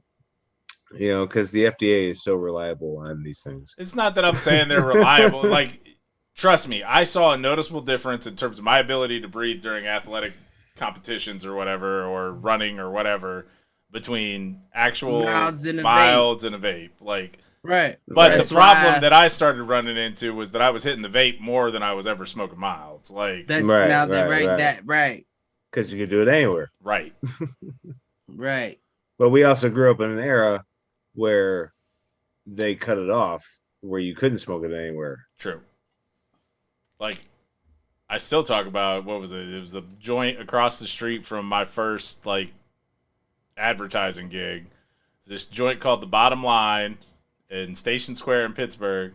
And even Pittsburgh had gotten to the point where, like, there was a law around, like, what percentage of your food sales had to be, or what percentage of your sales had to be food versus alcohol, and if it was a certain percentage food, it had to be non-smoking. Yeah. Yep. And so this place did not serve food; it was just alcohol. we got the popcorn machine right over there. Right. Exactly. We got peanuts, and you need some peanuts. We'll get you give us a minute. 98% alcohol. Make sure it stays that way. We got the food trucks outside, though. Right. You know what? That's ignorant, right? Because I remember being to a few places that had back patios, and on the back patio, they would have a food truck there every weekend. And I was thinking, like, you serve food. No. I mean, I know a guy that opened like you serve food in this bar. I know a guy that opened a bringing in different food trucks, and now that makes sense that you put it like that. Like they were probably like, well, we don't want to sell that much food. No. That is strictly a licensing thing. That makes sense. You have to pay a lot more, like regardless of smoking rules or whatever. Right. You have to pay a lot more to have like a fully functioning kitchen and serve food, and you're held to a higher standard with the Department of Agriculture and all that shit. Versus like my buddy who opened a brewery, he made a cognizant decision. No, I'm not going to serve food here. I will hire food trucks to sit in the parking lot to make sure that I don't have to pay that extra fee to be a kitchen. Oh, I ran into the squad at flag football last weekend. I'm not gonna say names. What squad? Green Waves. Oh yeah, Green Wave. Apparently they got they damn near own squad type shit. Well, that doesn't surprise me. The Green Wave was it's not a lot of like them that. though, but probably 3 or 4 on the team. I said, oh, okay. No invite for me. I gotta get it. We ain't played yet. That's but when we left. play, I gotta make sure we on our team. I might have to bring in some ringers. If I can get the motherfuckers to show up. Call DH. Right. Just for the shits and giggles. Right. Like, bro, come on, one game. One game. I bet you he'd be down. He's still in good shape. I gotta take That's interesting. Oh. Yep, go ahead, because when you leave, I'm tagging out myself. So you guys are just gonna leave me? Well, I just gotta know. I'm saying when he gets back, when he gets I'm back. tagging out. All right. You know my bathroom's right there. I'll be 2.5. No, I get it. Oh, man. What were we talking about before? I don't know. We went kind of down a rabbit hole. This has been very much a rabbit hole episode. Mm-hmm. So we're probably due for sometimes you got to clear your thoughts. You do. And that's kind of what this is. This is the brain dump episode. Right. That you took the words out of my mouth. I was trying to find a good way to put it. That's perfect. Perfeccione. I don't know where his podcast studio is, but I'm worried about whoever. Why does he have like plastic? He's talking about changing sheets. He probably changed that splatter pattern a few times now. No, it looks like he's getting ready to put up. That's probably insulation, and he's getting ready to put up drywall or something. That's exactly what that is. Yeah. The guiding beam above the door. Yep. You're right. Mm-hmm. That's exactly what that is. So good for him. He's building. No, I'm good at that. That I am good at. Good at that stuff? Yeah, that's about it.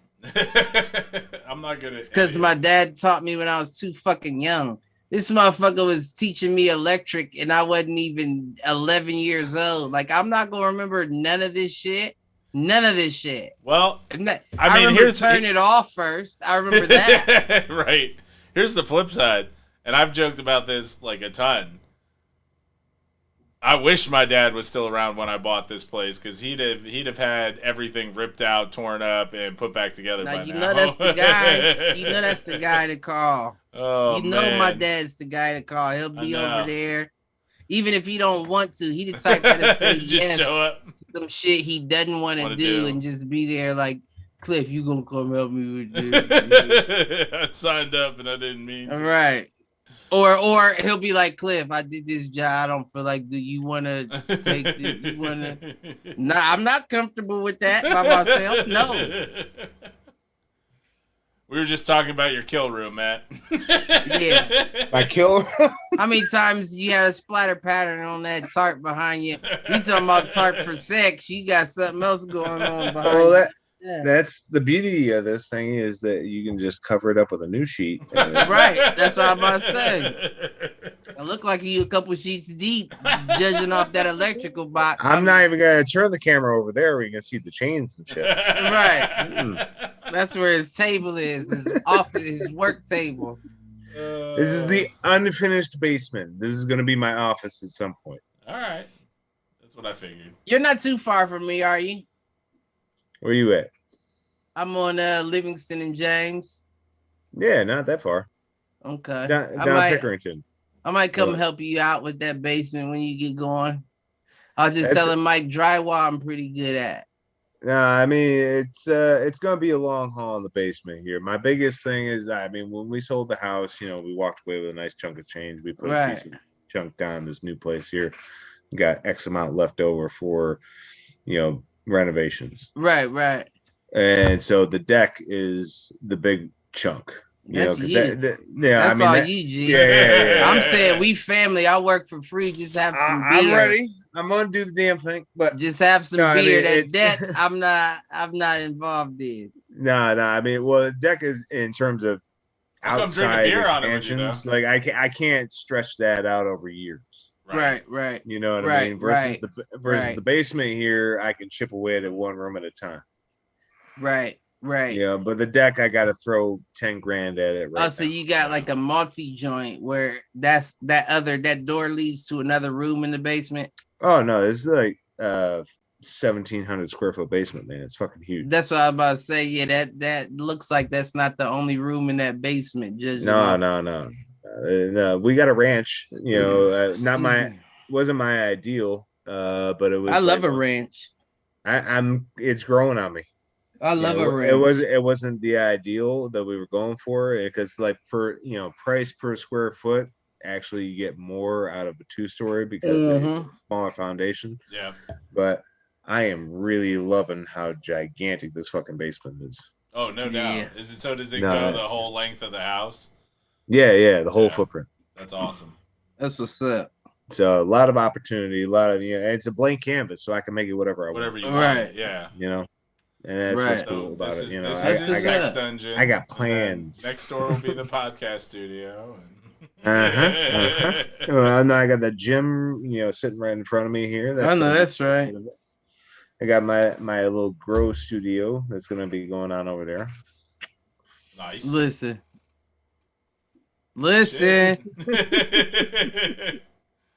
Just make sure you got enough tarp to cover the splatter patterns that you're laying out in the basement. No, is it a hole somewhere? I actually do have a kill room that's going to go in the back behind the Hey, I live across from a marsh that will never be built on, so beware. Beware any man that has a pig farm or lives across from a marsh. I don't trust the marsh, but the pig farm worries. I'm going to be at my local city council saying, we don't need one in our neighborhood. No pig farms around here.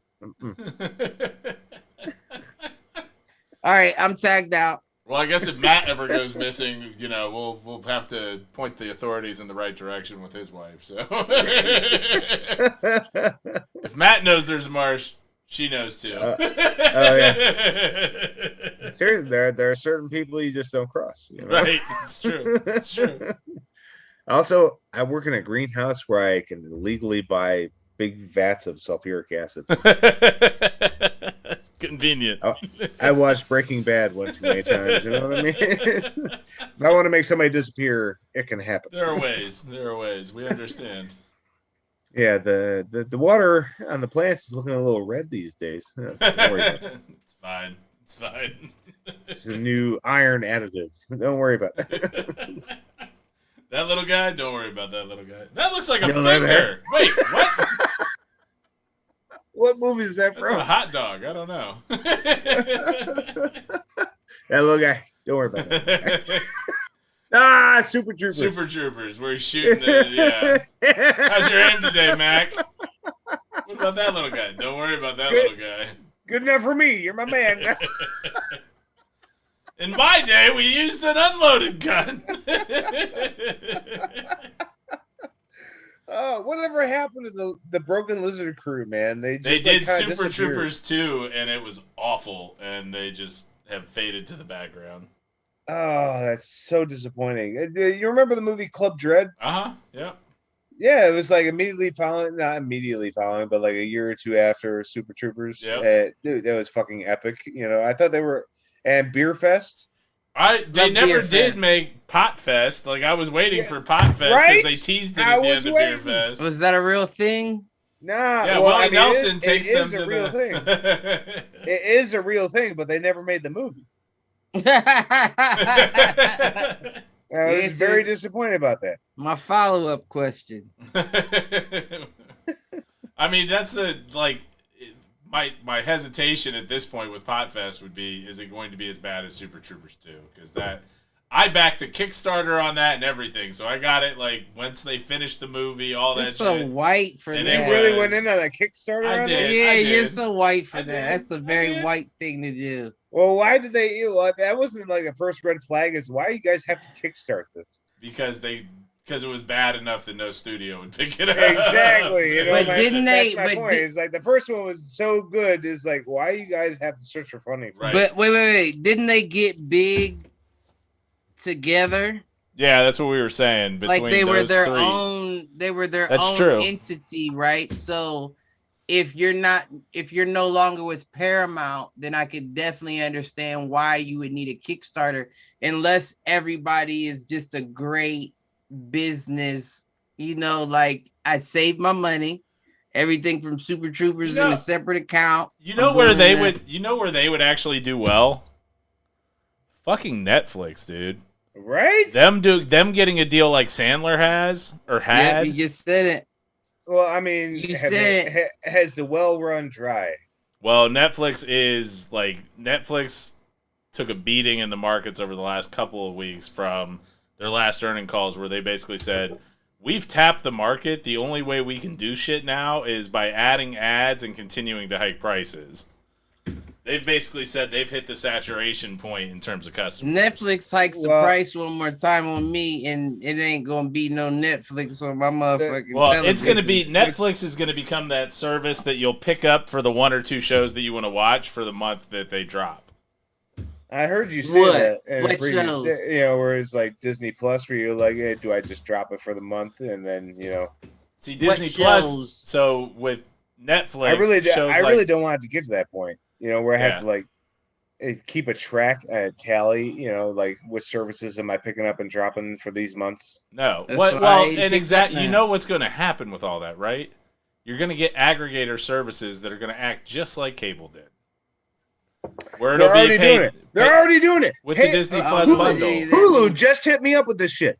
They're trying to get me to get Hulu Plus, which is basically cable fucking TV for $80 a month. Right. Well, and Hulu in particular is part of the Disney conglomerate, and so you can get it bundled with Disney Plus, Hulu, and ESPN Plus. Exactly. It's just like they just threw me this offer, and it basically allowed me to do a yearly payment of $80 for the year. But I'm back to ads and everything, and now I don't have the no ad version unless I get Hulu Plus. My broke ass stayed on ads. Unless I didn't read it right. Anyway, listen, I'm the type of nigga that's like, Hulu ads ain't that bad anyway. Right. They're better than regular commercials. No. I looked at it as, I'm paying for the service, and an extra $2 a month is not, that's worth no ads for me. But now they're just like, give me my $2. I cut the cable, and now they're hooking the cable back up without my consent. Here's the $1 million idea on that front. You build a service that automatically subscribes and unsubscribes based on what you watch to all of the major platforms. Meaning you have the full library from every single app, and whatever you click on, it subscribes you for that, and it tells you at the end of the month, you owe $20 this month, and you subscribe to Hulu, you subscribe to Netflix, but you didn't subscribe to these 3 services that you were previously subscribed to. And it prorates it accordingly, and I like that a lot. Why'd you say that online to my 13 viewers? See, Mike, you could be living in the Bahamas 5 years from now. I just want the service. If somebody wants I guess it's a buy-in company, and y'all 13 viewers are automatically employed, whether you want to be or not. You know what? I should just go ahead and file the patent now. And it's confidential. And then that way, if somebody else wants to build it, they have to pay me out first. if the last 10 years have taught us anything, is that every patent's already bought. Right, that's true. Or has already been created. Yeah, that's not true. Just like domain names, It's like everybody bought every quality domain name. Motherfuckers don't think right half the time. Dude, they probably have an algorithm that just does it. They scour YouTube with voice analytics to say. Well, what's that one thing? No, Seriously? you are correct. No, Matt, you are correct. Because what's that one thing? What's that app that deletes that? It's almost half of what you're saying. Yeah, it's the ones that can unsubscribe you or whatever. There's plenty of apps that do that. Right? No, I keep seeing the ad for it, and it's just like, why is That's this just even a half thing? of it. So show me the other side. Show me the side that'll subscribe me because I clicked on that thing that I wanted to watch, but then at the end of the month it unsubscribes me and it won't resubscribe me until I want it to, or until I pick the next thing from that. You realize there is the hook to that is that they will continually find a way to network into that program to make you want to click on it again, so you would never unsubscribe. Yeah, well, that's fine. Nah. I don't got shit to do with that. Don't got shit to do with me.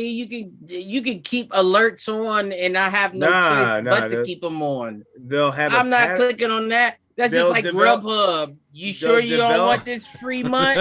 You don't want this free delivery develop month? The pattern. Nope. The pattern of what you click on, and they'll aggregate these things out over all the platforms, so that you'll have Ozark over here, you'll have Breaking Bad over here. Here's the question there. And you'll have to just like keep bouncing back and forth enough to keep you on every month. On each platform. Depends what their business model is. It depends what their business model is. If their business model is you pay us $5 a month and we do all this for you, they are incentivized to not resubscribe you to the platform. The flip side of that is if they are incentivized by the places you're subscribing to, that's where that falls apart. So if they're getting a referral fee, from these subscription services. So that sounds like you add $2 onto your subscription for loyalty. There you go. And now we're from an extra $2. And now we're just paying middlemen. Doing nothing to nobody. We playing it like we playing it like my guy King Von in court. No, this is going to go back. I don't know that. This is going to go back to 2002 Napster. I'm just going to go back to pirating everything. The problem is that they've gotten smarter on that front in terms of I'll get it from the Philippines, man. But not too much, though. Not too much, because you remember way back in the day, and I know this ain't a Hit the Showers podcast, but it's a very quick topic. Remember I told you that they used to put all the black fighters pay-per-views on YouTube, not even the morning after. Remember I used to tell you I wake up at 3 a.m. and watch them when they were on pay-per-view the night before? Yep. They do that to everyone now. Yeah. Tyson Fury's fight was on YouTube probably not even the morning after. Probably by the time you went to air with Hit the Showers, because that fight was at like 1 o'clock in the afternoon, wasn't it? Is that from the legit position? You know, like somebody that actually had the rights to do it? No, what it is they just scalp it off for a week? It's somebody from overseas. Yeah, it gives them like a week to it's somebody from it's always somebody from overseas. And I will say it's not the best like angles either, but it's still the full fight. And I feel like, damn, like that's fucked up. Like, because YouTube is public. I feel like at least if you're stealing it, we can see who's stealing it. The algorithm YouTube is public. Well, I mean, that's a double-edged sword too, because the algorithm is slow, but do you want it to be that fast? What you mean? Explain more, because I don't follow. Well, the algorithm that allows it to track down whether or not you're, broadcasting pirated material. Okay, now I'm following. Now I'm what I mean? I'm following. I don't want it to be able to pick up on things within like microseconds of it being posted. Right. But that's kind of the inevitability of it. Like it's only getting better and better and better. Right. And there will eventually. This is my the same way as Elon Musk buying Twitter is. There will be other platforms beyond YouTube. Like YouTube was the first iteration of this streaming service platform on the internet that was free to all to upload. And they monopolized the market. Let's face it. There's no competitor to YouTube. But see, here's the thing, though. Before you continue your thought, here's the thing: is it's not like what you said, where at the snap of when you post, this post is still on YouTube right now. Dude, there's shit on YouTube. Like, I just watched something today. Is like definitely a legal clip of a movie, that they shouldn't have on there. But it depends on who. It's been there for 6 months. Yeah, it depends on who the company is, and whether or not they really care. Because at some point, they benefit from some level of privacy. I wasn't gonna say the nation. I was not gonna, but I felt like it was very good information. Well, there's an aspect of this that is... But I'm just saying we may not be in the best rapport with this nation. But they're the ones that are... Don't say why wouldn't you take it down, though?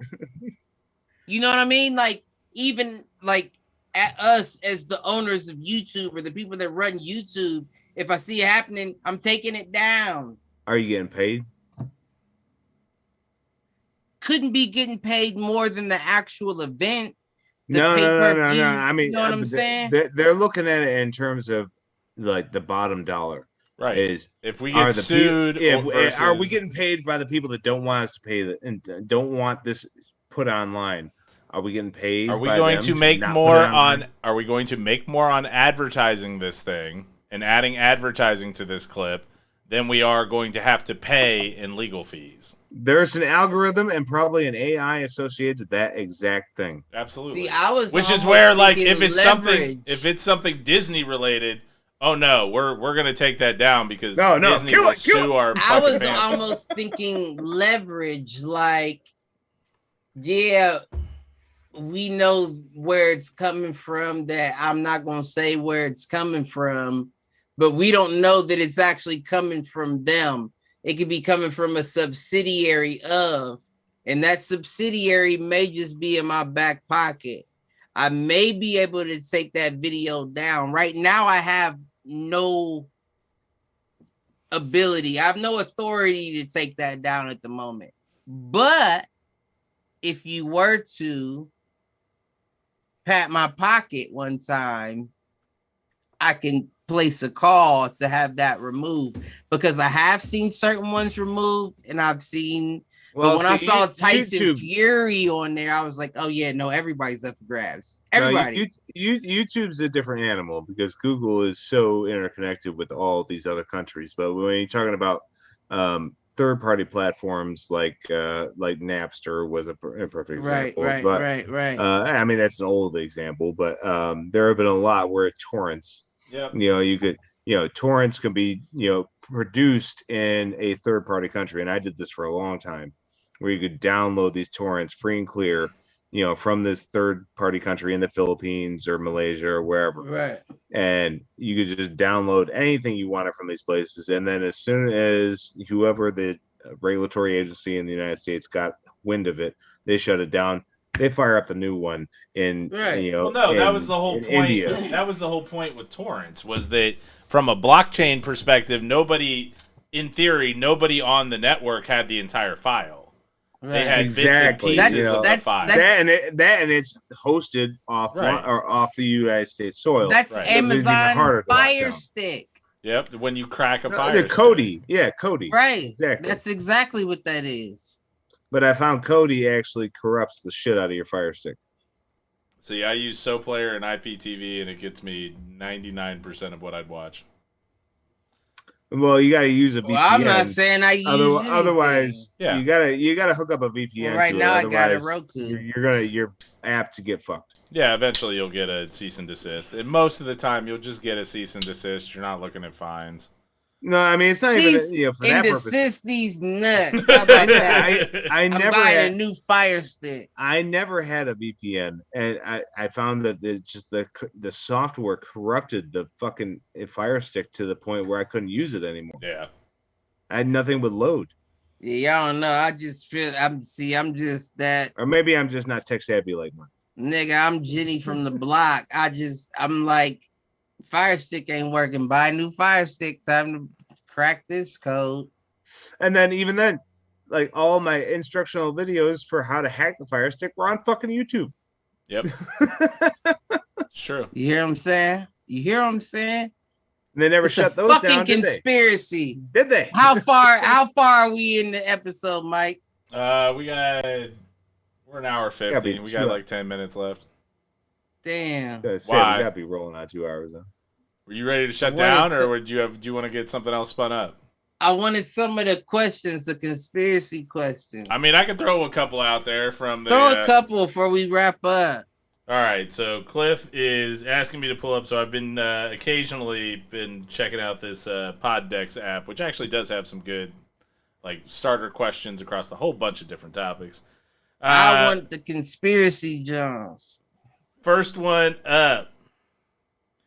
Do you think Michael Jackson's father had him castrated as a child to keep his voice from deepening? No, not the fuck at all. And that's dumb for even a question, because everybody's seen all the episodes, or all, not episodes, but videos of him misrepresenting his voice, where he starts out deep, how his voice really is. And excuse me.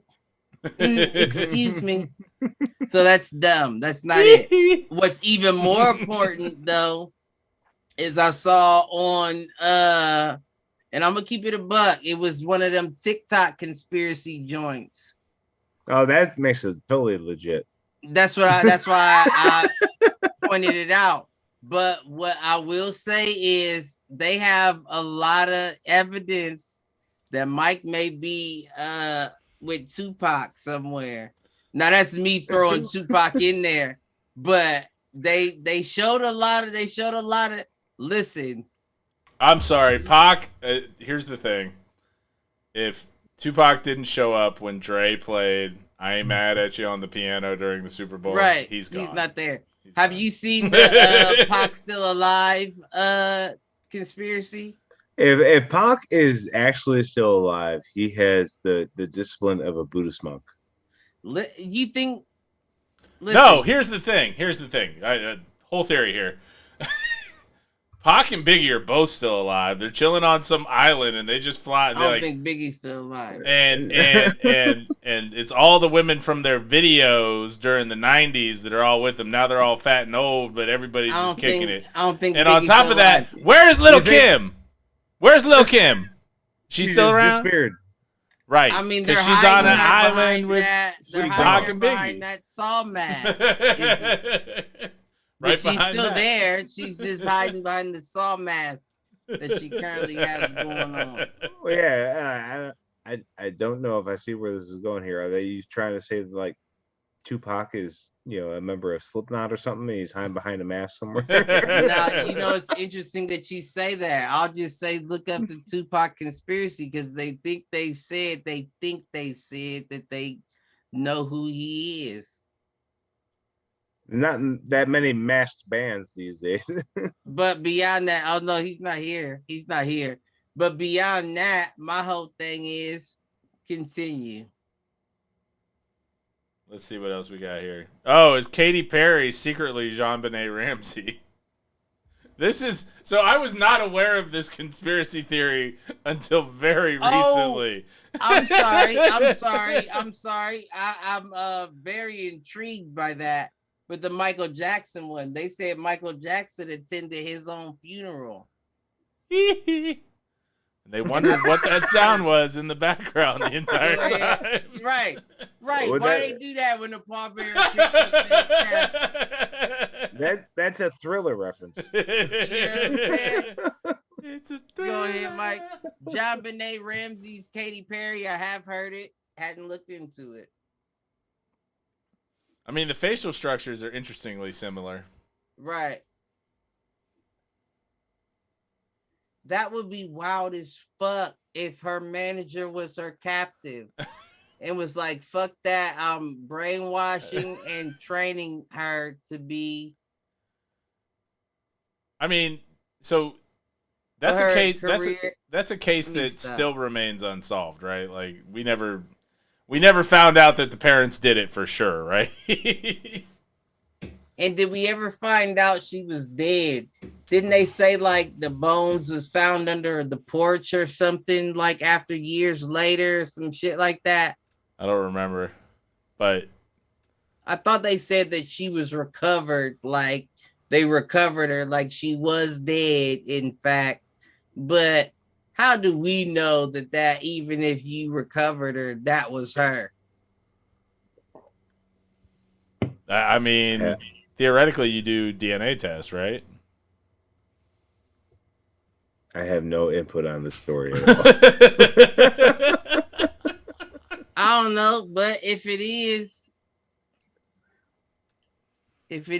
she a millionaire now. Tell you a story. There you go. Next topic. There we go. Now we talking about me. This is mine right here. Give it to me. Let's see. Oh, I thought you already had it. I did, but I didn't like that one. Okay. Do you think there are subliminal messages flashed on the TV or computer for milliseconds? If so, what are they trying to do to us? I don't think they really need to do it anymore. No, I mean that's old school. That is old school. I think that exists.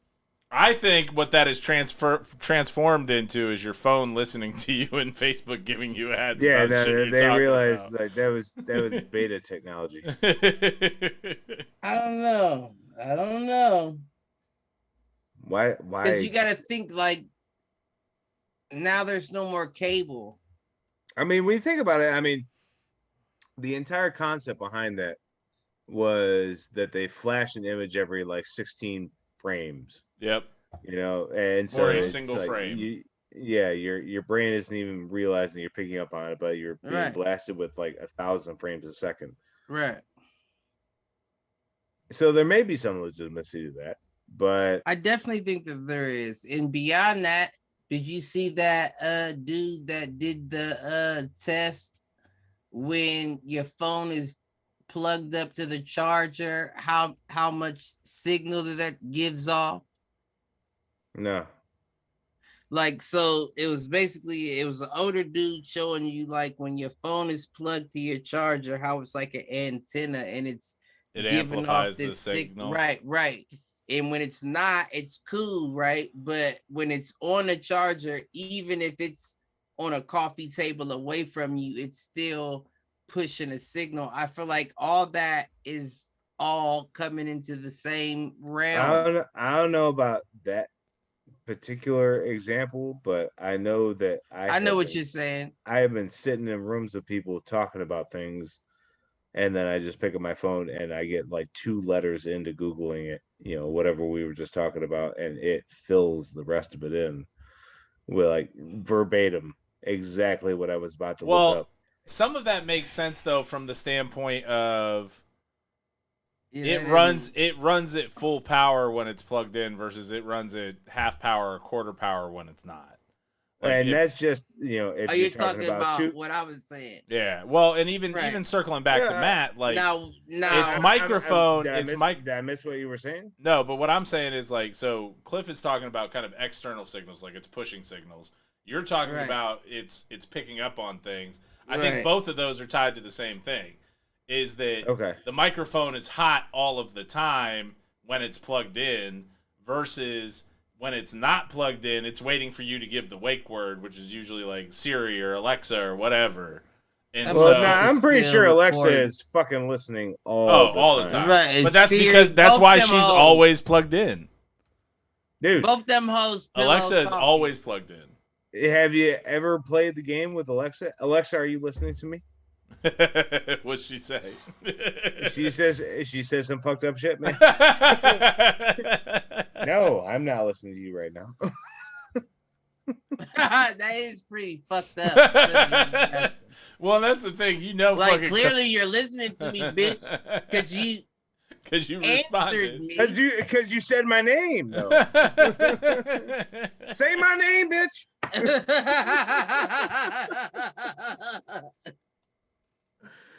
No, man, this shit creeps me out. And you know what the bitch of it is? Like, they gave us a free one of those with our new home. I bet they did. I don't do I bet they did. Yeah. What you don't know is it's back channeled to the homeowners association. Here you go. Yeah. Yeah, G, I don't do none of that. I'm not connecting shit. My shit don't know shit. It's actually my devices live in the same household and don't fucking know each other. They never met each other. Oh, come on, Cliff, man. The only way you're gonna be off the grid is you move to Montana and get up in the hills. Montana? Do I look like a Montana nigga? Only way I'm off the grid Wyoming. Whatever. I gotta go out of country. I'm going to Jamaica or some shit. Jamaica's fun. Jamaica's a lot of fun. I can't be a tourist, Jamaica. I gotta move to Brazil. I gotta be right at the bottom of the favelas. And they like, who's this motherfucker? We don't know. He don't talk to too many people. I don't know if I could do that, man. You ever see City of God? I love. That's one of my favorite movies. I don't want to live in the favelas. That shit seems too hardcore for me. Well, see, here's the thing, though. You ever heard of the term complexion for the protection? Nah. You never heard of that? I have never heard of that, but I'm getting the feeling that that makes sense. Yeah, black families use it all the time. They always say you don't have the complexion for the protection, baby. No, it would not work for me living in the favelas. Right, and see, now you're understanding me, because the only place that I would be safe is where I'm a mass, not a few. Right. No, and hey, you know what? That was a realization I had. I went to Jamaica in not Brazil, but Jamaica. Right. Back it was a graduation trip. And that was one of the most eye-opening experiences of my life, where as a white man, you become the minority. Right. I'd be better off in Mexico. You know what I'm saying? Yeah, because we've already seen how nice the cartels are. I'd be better off in Mexico. It's okay. It's okay. It's okay. Right. It's okay. You're gonna be okay. And you know my job. You know what my job would be. It's okay. It would be to pat the gays on the back that we thought was not today. Not today. You're free today. You're free today. I want to know, did they make it out? That video cuts off right on his forehead, like this, patting him right on his forehead. It's okay. It's okay. Calm down. It's okay. It's okay. Nicer than any cop has ever treated a black man in America. All right. Listen, I'm telling you. All right, last one. Which celebrities? Make it a good one. Which celebrities are probably members of the Illuminati? Will Smith. Come on. That's Johnny not a good Depp. One for me, man. Johnny Depp. All right. I can't snitch on the squad. It's not a good one for me. What is it? But I got a whole. Jada really running it. But I can't switch. I can't do it. Kanye for sure. Nah, that's the thing, is that he was, and then he got kicked out.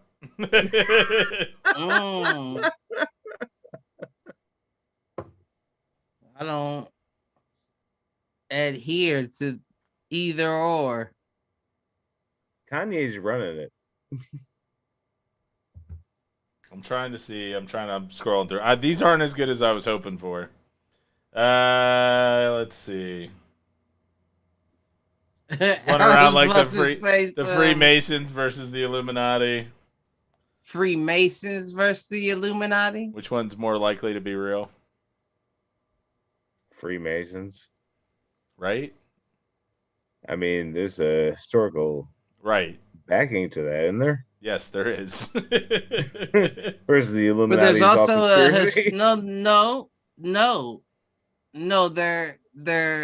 the Illuminati is primarily a conspiracy, as far as I know. There was, but it originated as a legitimate group. Yeah, I figured there were, at least my limited understanding is, there are ties between the Illuminati and the Freemasons as being I I don't know for a fact. Totally ignorant. Yeah, I'm talking straight. Yeah, no, I'm with you on that. I'm with you on that. I don't know for a fact, but I do. I have also heard and assume that to be true. But I know that the Illuminati was, and I saw an actual group. I saw National Treasure, so that's true. The eye. Nah, that's that's all I got on the Freemasons. National Treasure. Oh, that's a good series. It's better than I think it gets credit for. I got family. No, I mean, one of the last things Nick Cage got good credit for. Right. I mean, I'll take the national. Movie. I'll take this new movie. I am so excited for this. The new Pig movie Farmer coming out. Yes. The farmer. You would be, dude. It is like a real life. This is Nick Cage movie. It is hilarious. I was looking at the one with what's the name? The what was the famous? Who was it? Your famous person or something? I don't know which one we're all. We were misagreeing. Is it all the same one? It's the one where it's like this is Nick Cage, but it's like a fictional movie about real Nick Cage. Where he was trying to you haven't seen this one?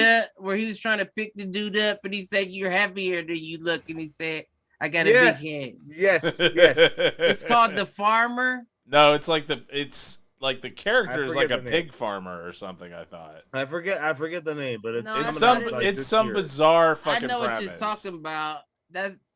It looks hilarious, and I'm happy to see Nick Cage get back in the game. Just doing Nick Cage. Dude. If you want to watch one of the funniest things you've ever seen in your life, pull up on YouTube Nick Cage screaming. No, you will get one of the greatest things you'll ever see. Like a compilation of Nick Cage and all of his movies just randomly screaming. And like you don't think it'd be that funny, but it's hilarious. I died laughing. What was his last good movie? Oh shit. Con Air. What was the one where he was not a magician? Was he didn't it have Justin Timberlake's girl in it? Dude, he's done a lot of shit because he made a lot of stupid investment movies. He made a lot of The Girl from Seventh Heaven. Dude, he bought like a T-Rex skull for like $20 million. Was that Nick Cage? That guy has just been trying to dig his way out of debt for like the last decade.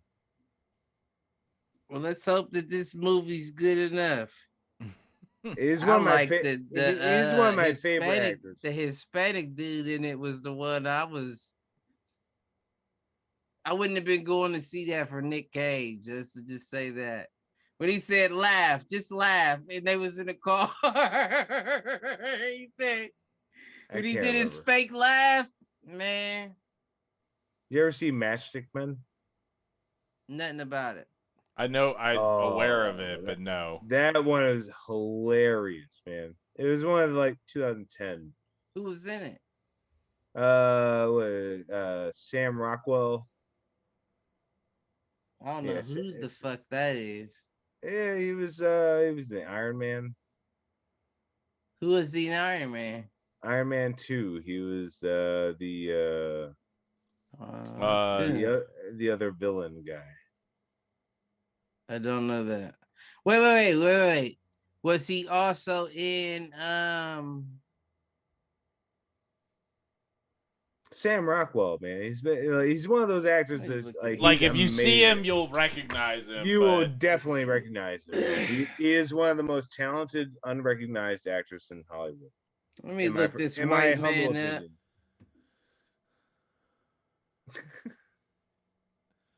Sam Rockwell. You'll know.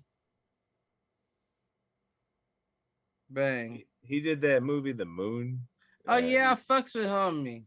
Dude, that dude is hilarious, man. He has one of the greatest ranges in terms of actors. It ain't about hilarious. He's just like you said, he has range. Yeah, like he does so much. And he is never like the leading. He's very rarely the leading man, but like he's one of my favorites. He's one of my favorites. Yeah. I will say that. He's definitely one of my favorites. I did not know that was his name.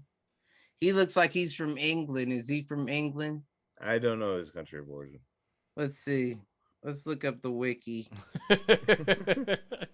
I think we're trailing off here. I think we are too. Academy. Wait, hold up. Is an Oh no, he's an American actor. He just won the British Academy film. He's a fucking sleeper cell. He is. We know Rockwell. He's done so. Just anybody out there listening that wants to know about Sam Rockwell. I only respect Luke. All right. Check him out. Anyway. I like Sam. I'm done.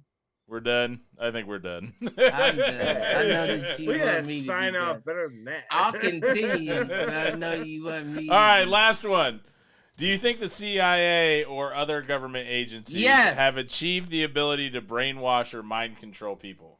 Yes. That's a silly question. That's absolutely absolutely. Give us true, another. Right? Give it. That was a. Damn it. That was an underhand. Come on, there have been books written about this. Right, that was the underhanded one right there. That was a softball pitch. Do you worry about companies like 23andMe compiling banks of DNA information? Again, this is a blatant yes, right? I agree. Come on, give us a 50-50 here. Right. For people, nope, I don't like that one either. Who is really in control of our government? Oh, wait, that one's no debate either. Jeff Bezos. All right, here's one that is a little more introspective or a little more, I'll call it open-ended. Why do you, go ahead. What you got? I'll go ahead. Ask your question. Why do you think so many people uprooted their lives or engaged in violence over the QAnon theories? That's a deep question, man. Holy fuck. Why are you going to end on that one? I don't think because y'all poo-pooed on all the other ones. That's what I got left. I'm gonna just keep it a buck. That's a dirty rabbit hole, man. Fuck. I'm gonna just keep it a buck. I don't know what any of that means. I don't know what any. I could summarize it in one word: Trump. But yeah, well, let's see. That seemed to be the catalyst. There was a whole lot of other reasons behind it. All right, here's one, and I think this one's a little more lighthearted than that one.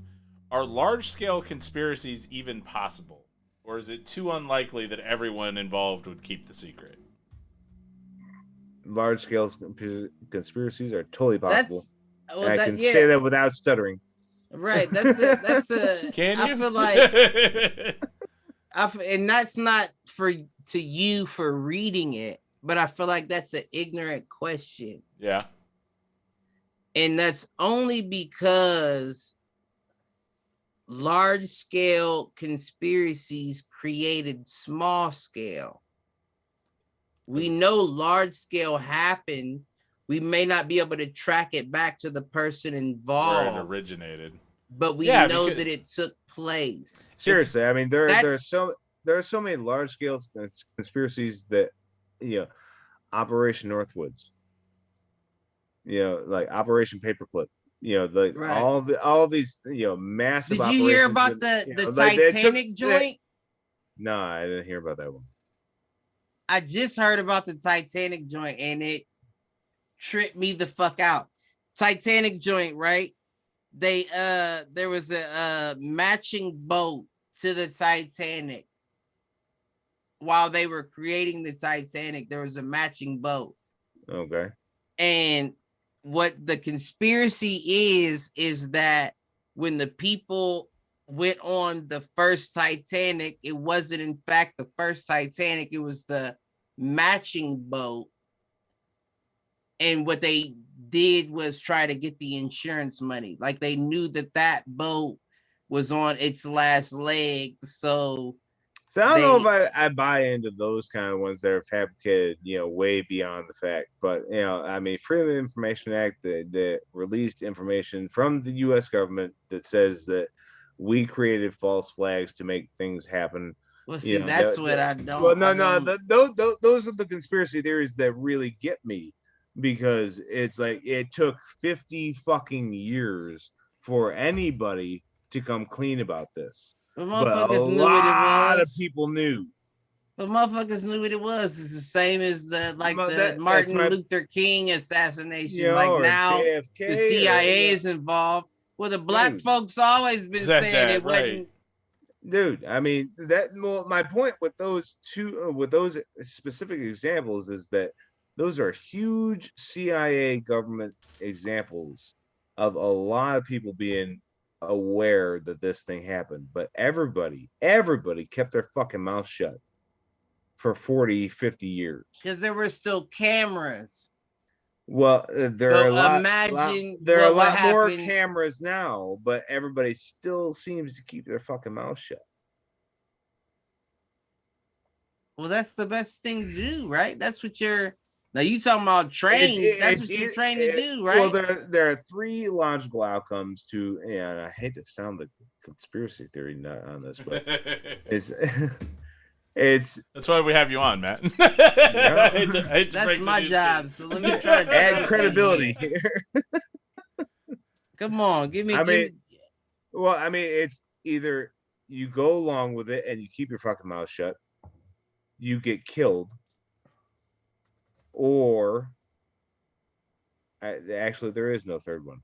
Well, there's always those 2 options. There's always a third one. The first thing that popped to mind to me is the spook by the door, which means you get killed. No, not at all. See, back in the day, the spook by the door was the dumb motherfucker that just let people into the bar. But no. There was a book about it. There was a book about it. What the spook by the door really was the guy that sat back and watched what everybody in the bar was doing and gathered all the information. While they was thinking this is just a dumb nigga at the door, he was really plotting in his own mind. Know what they doing? Gotcha. Know what you doing? Gotcha. But to your point. That is the third loophole, is that you give credence to the possibility of the conspiracy and allow it to just flourish. Right. Because at that point, why do you care? If it accomplished what it was meant to accomplish. It's just a crazy conspiracy theory. Right.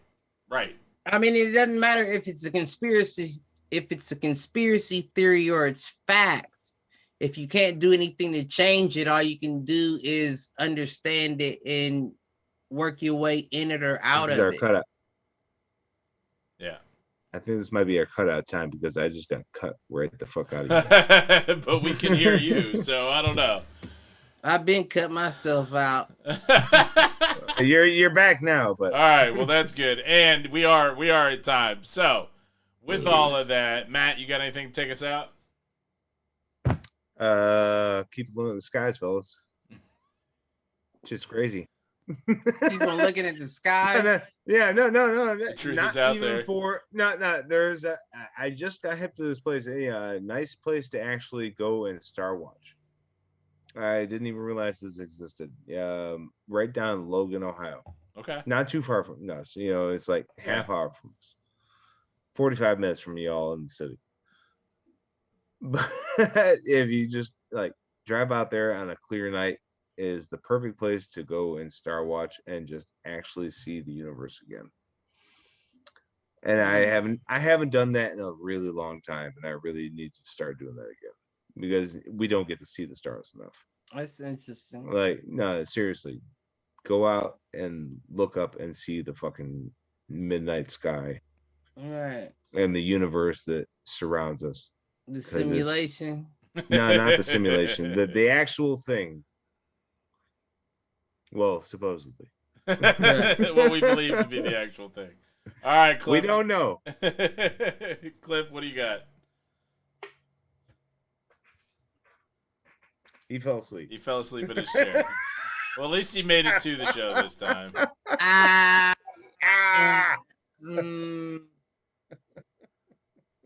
What do I think?